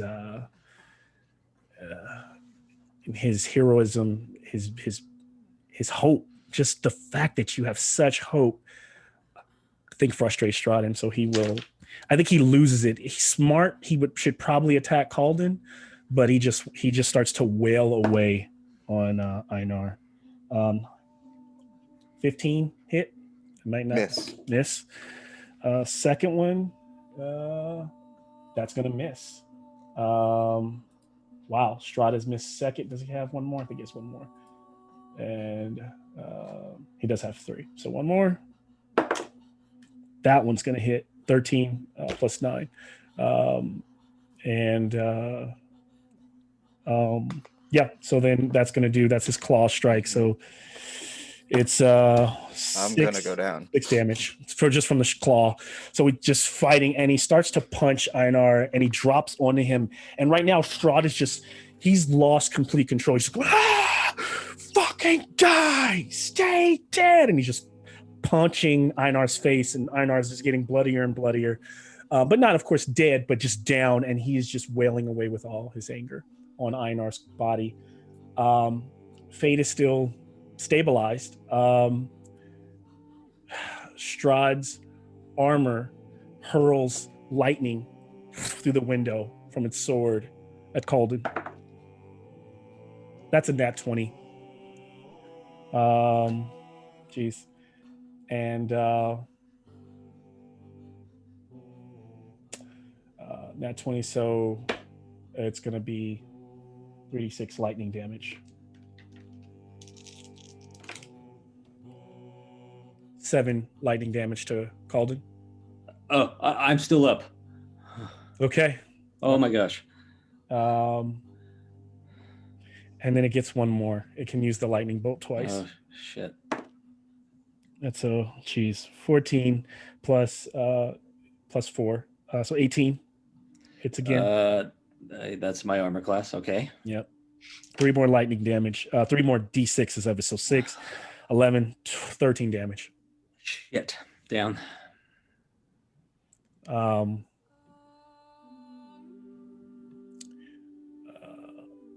As that blast shatters that window, Kalden kind of drops away his body and falls backwards. And the people inside the church can see the priest laying there. They crowd together. Many of them are tears streaming down their face, because this party was so strong. And I think that this party really did give the people of Vallaki hope for the first time in a very long time. I think that that hope lives right now in the people. And as Kalden is swimming in that darkness, still not dead, as Einar is swimming in that, not necessarily dead, but not knowing what is next for them. I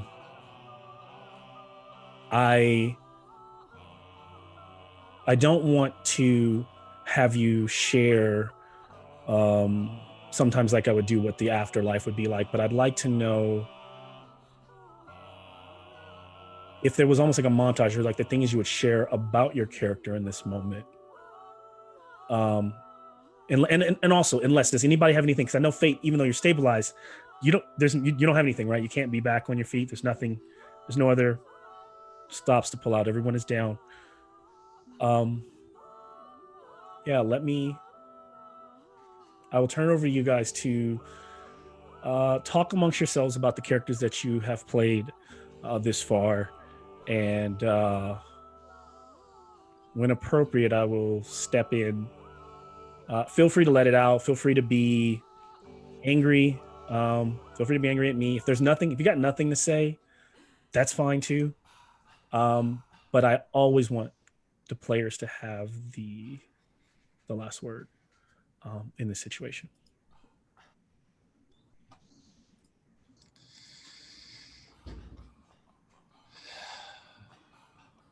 Yeah, I mean, I feel, it's been, close to a year since Babo first played, and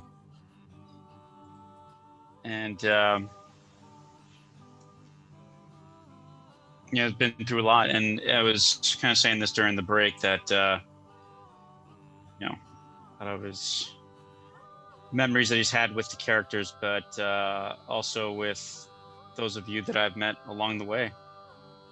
It's been quite an incredible journey to be angry, to laugh, to feel sad, and to share each other's emotions, and in such a crazy year. And so I just want to thank you all for being there with me in this journey. It's been quite a ride.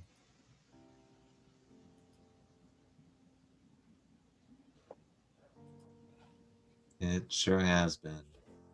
It sure has been. So, yeah, Einar knew what he was doing when he handed Calden his music and his axe, because at the end of the day, as the lights go out and as those fists come down on him, he just goes down with a smile on his face, because even though Strahd may kill him, Einar won, proving to everyone how unhinged and how pathetic and how fake Strahd's visage is, because to the end he hid. Einar's happy, he hid from him, and then as Einar dies, Strahd loses control, and that's the summation of everything he's been doing in Vallaki. And so as long as the people see that and take that hope with them, then he succeeds even in death. And he knows where he's going when he dies. He's never been afraid. His ancestors and his brothers wait for him on the other side. So death is only the next step for him. Yeah.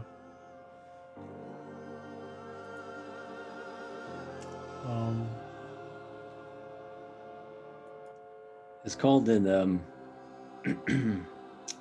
as he slips, still in the house of the Morning Lord.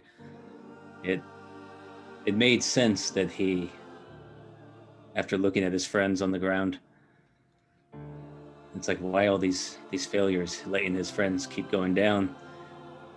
But it made sense that he looked back and he saw the civilians in the church. Whatever happens, whether he goes to the Morning Lord or the Raven Crew welcomes him, or maybe his soul is cursed and wanders Barovia. His mission was to bring hope to the people, and the price he has to pay is to wander. Golden will live with that. That's worth the sacrifice. Fair enough. Yeah.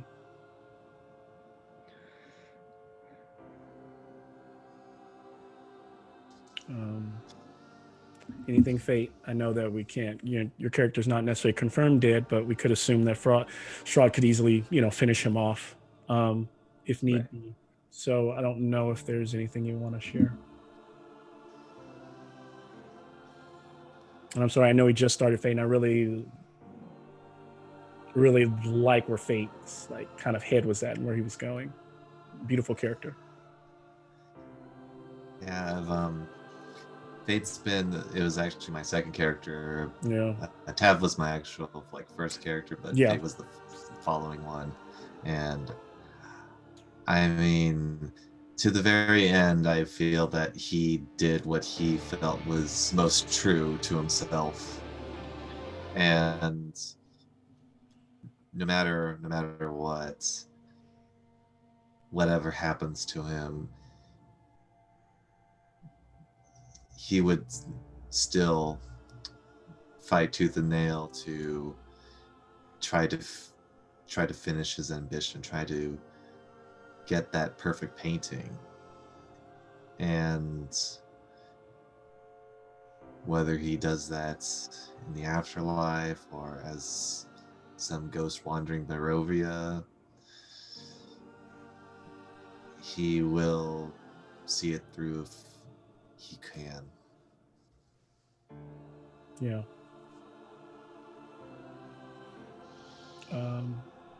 Eldith has died before, so death isn't, she's never been one to back away from death. She's been so strong. Anything to share from her? Trusting in that stinking Raven Queen to the very end. And, I mean, she gave you guys a huge... I thought there was one more feather. I thought there were two. Got it. That was the last one. Got it. Powerful. Well, go ahead. Go ahead. No, I was just going to say that I think regardless of your characters, when characters die, there is always still hope. And I had a good idea that this could be the outcome of tonight's episode. I would say you almost did it. Like you guys, it was very close. It was very close. And it could have just been the matter of the initiative order. If Strahd wouldn't have gotten up top, probably not. And it probably works out fair because there's some times when Einar used maybe an extra legendary movement, but then there was also whole rounds where he didn't use any of them. So I think it probably equals out the way it happened.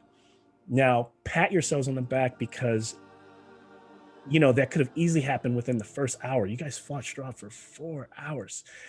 That's really strong. It's really strength. And with that, I did have more kind of plan for this game to kind of, in terms of transitioning what would happen if they did go down or what would happen if they won. And what I will share with you, not to leave you all in complete and utter kind of despair, is that as Strahd has finished off and the characters are expiring, Eldith, Einar, he even makes his way back and makes sure he watches Fate go. He just steps on his neck just a bit until it stops. His zombies are around the entire area. And then something happens. There, Strahd kind of turns and looks up towards the sky as this kind of horde of what appear to be the sky begins to black out ravens. As they approach, he's kind of looking like, fucking another feather. It's impossible. There can't be any more of them. But as they draw closer, they aren't just ravens, and they aren't magical spectral ravens. There's a horde starts to descend down on Strahd, fighting him and fighting his zombies. He begins to tear into them. They are were-ravens, a horde of were-ravens fighting the devil Strahd, and he pushes them back, and it starts to become so overwhelming that he spider climbs to the top of the church, and he looks up, and where the were-ravens kind of twirl for a second, they form the silhouette of the Raven Queen standing above. And he shakes off, he's been slashed a few times, and he realizes at this point he should probably turn, but he looks at her and defiantly, just the image of her made up of the were-ravens. Oh, look at you. Look what I've done with your babies. Your presence, you finally made it in. I can't say it is good to see you, mother. And as he says that, he kind of he turns into a bat and begins to fly away. As the were-ravens could try to go after Strahd, they ascend and they begin to pick up the bodies. The bodies are, you can tell by this, the life. There's no life in Eldith. There's no life in Bavel. There's no life in Caldon. The people bring Caldon out and hand them to the were-ravens. And they take them. And these are like humanoid 2-foot creatures with long, arms that have wings on them. And they caw. They take the bodies and we crash to black. And there are credits there in that moment. Just a moment to remember the characters as they were. The morning goes on and people come out that next day, and there's a strange red hue to the sky. And people begin to walk through the desolation that is Vallaki. Many of the homes are burned. The city will never be the same again. Charred remains, but the people are safe. And there's this, for the first time, there's one ray of light that beams down on the church. And you guys aren't there, but if you were there, you could see that literally overnight, flowers have sprouted. Flowers for the first time in Barovia have sprouted through the planks of wood there in the church and are blooming there in the Church of Lantern. And as our camera kind of pans down the street, kind of off into the distance, there is a little shop. Windows are busted out. It's been on fire all night. It's kind of smoky and black. Camera starts to push towards the shop. You can see that the sign is busted and is hanging down. And it says Blins. It's like half of Blinsky's sign. And the camera kind of pushes in over the top of the broken glass, that open window, that where he normally would leave all of his dolls. You can see charred remains of most of them that are left. There doesn't necessarily appear to be a sign of Blinsky himself. Maybe he fled. Maybe he made it to the church. But there, kind of as the camera moves in the back room, in the darkness, you can hardly see it there in the Vallakian morning air, is a treasure chest, or like a chest. It looks like a chest of dolls. And suddenly it starts to buckle and move. And as it opens up, looks like a small little creature crawls out, slithers out, drops onto the floor. And as it stands up and looks around, it's a little wooden, looks like a silhouette of a wooden doll with an elongated nose. You can't see the color of it. And it's just standing there. And then in one of its hands is a sword, and the other hand is a shield. And it looks into the camera, and through the dark, you can see it has two little button eyes, and the rest of the chest begins to move as though other toys might be crawling out. And we crash to black and end tonight's episode. Thank you guys for playing. That was a rough one. You, in 2 weeks, you will keep these characters for now. They have at least one more. Could be they're going away next game. It could be something else, but you will bring them to the next session. I will say, just have them ready. There may or may not be a chance to share a new character in that game, so have one on standby. I mean, that was, it can't, of course I always say good game. I know that was a rough game.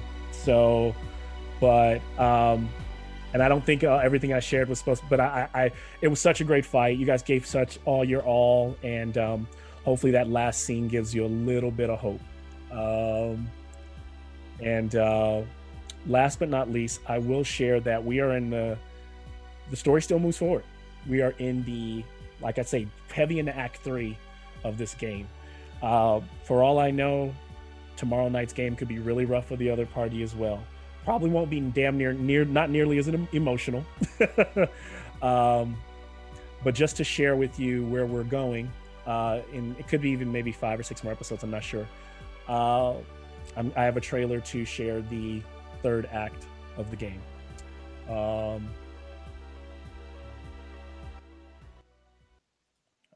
go ahead and share this really quickly.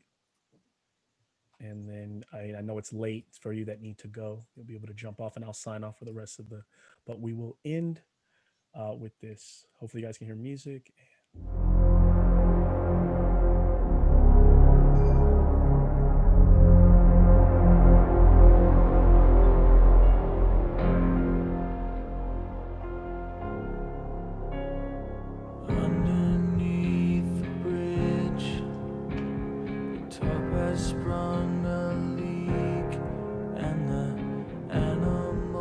I've trapped have all become my pets.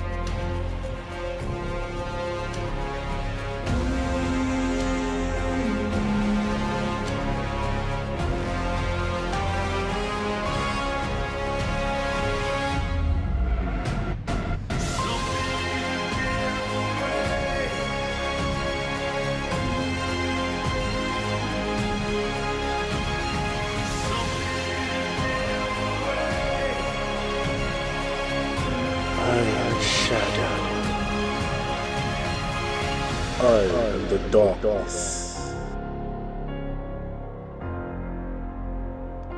I am death.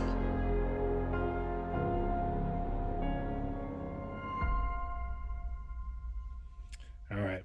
Thanks, guys. That's it. So let you know that the story does move forward. And I'm excited. Next week, the next game is going to be very interesting. I'll just say that. But you guys can all exhale and talk to each other. But, I know this is not a traditional ending at all. There's a whole lot to unpack there.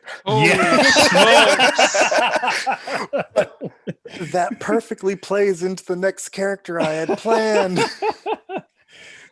Yep. So I will say that that's why I would say bring both characters in the next game, as you will. I don't want to say it's guaranteed. There may be an opportunity where you may end up staying your character, or it may be a chance for you to literally usher in or make this new character work if you want to be a new character. But I would say have them both at the ready, and you probably will be, I will say guaranteed, you will be beginning with your character that died tonight. You will be beginning all. The Raven Queen at least has opened the way to Barovia. Yep. In a way. Yep. Who knows? And I think that it starts with it's been building. She's been getting stronger, and I think the catalyst that for the change is Eldith's last breaking of the feather. Mm-hmm. So I know you hate her, but by using that feather, that started it. I felt so bad when once you start crying, I was like, I don't know what to do. I gotta shut this game down. I did notice. I noticed that too long. I need to kill him faster. Yeah, come on, Einar, just go down. Honestly, I was just like, just die so I can stop putting myself on. I know. So I can stop crying. Every time I did this. Oh, you suffered with us, Malcolm. You have to suffer with us. You can't get out of this. I have to apologize, that I was hoping I should have just guided Bolton, and I'm so sorry, everyone. I sincerely Don't beat apologize. yourself up. That's No, what I'm going to. happens. I'm Don't going beat to. yourself Let me beat myself up. Let me Guys, do. I mean, don't beat yourself up, because honestly, this it was good this was the thematically. perfect trap for a villain, and in a lot of situations I would maybe not lean into it, but I just felt there was no backing down. There was like, Oh no! here's the thing, you guys have like cursed Strahd so many times. He was just like, I want them to die, and so I was like, no, I have to find a way out of this. And for a second, there was a glimmer of hope, because he was at like 94 hit points. He kept getting 20 every round. Yeah, he regens so much. And there's So another my bolt reason, would've earlier killed on him. in the game, early on in the fight, he had because I don't want to reveal anything that happens later. What am I doing? This is a very Trump thing. I'm like, early on in the fight. man. Barovia. Don't use it that way. But Whoa. yeah, he had some other extra power there earlier on, and that was kind of like channeling in that comes in maybe later. So it he was healing, and I was like, man, they're gonna be like, there's no way. But he was taking damage, and so when you hit him with that 80, it dropped him really low, and then I think he hit him with something else. I think the lowest he got to was like 70, but that was pretty amazing. I was still very impressed, and I was like, wow. And I thought maybe they might run, or I don't know. I know, but I mean, I knew you guys were gonna fight. I was like, they're gonna fight, and then I said they're gonna go in was that. to get into the the church.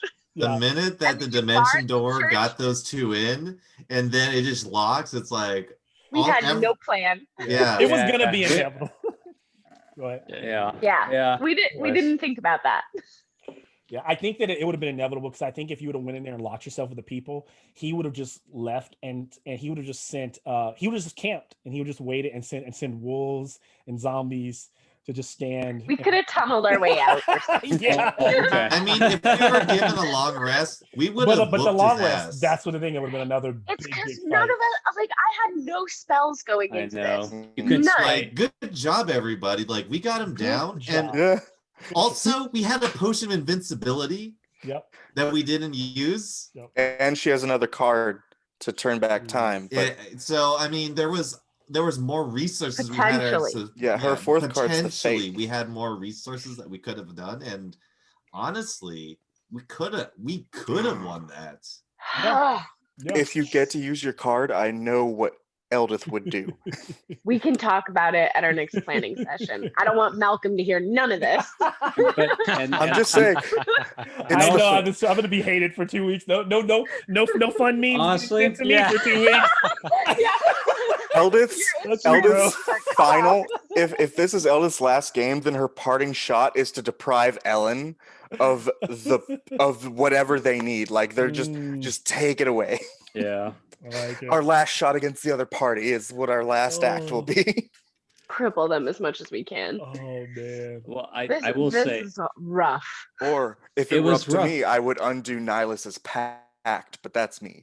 I don't know. Make him I don't- literally but just an NPC. Eldith doesn't know about any of that. I know. Yeah. it was Ugh. rough, That's the but problem. so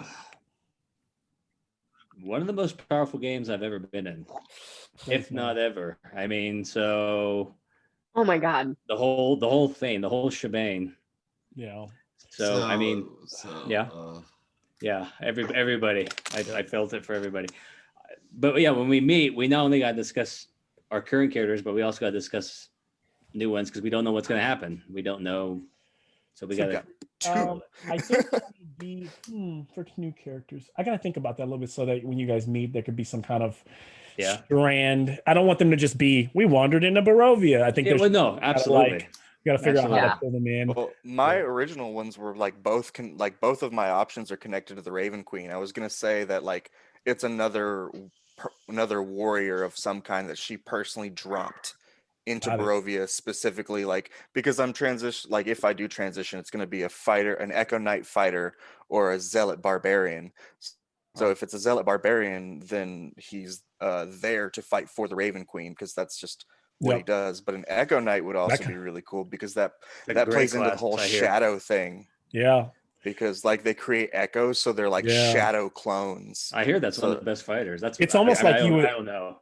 because I think that's what that goes along with Nick. You were thinking about that. The Shadrakai Yep. Warlock, the Hexblade Warlock. Yeah, because if she's opened a portal, then she could send like her special force in. Yeah. After I was gonna do a Shadowkai and talk with Nick about making them somehow connected. Yes, connected. So Which would make sense because if all the Raven Queen's like army is coming together, they probably know each other. Yeah. I'm gonna stop the recording by saying thank you all for watching. This was a tearjerker and a rough. Thank you, Malcolm, for the pain. Yes, thank you. It hurts so good. Yeah. Man.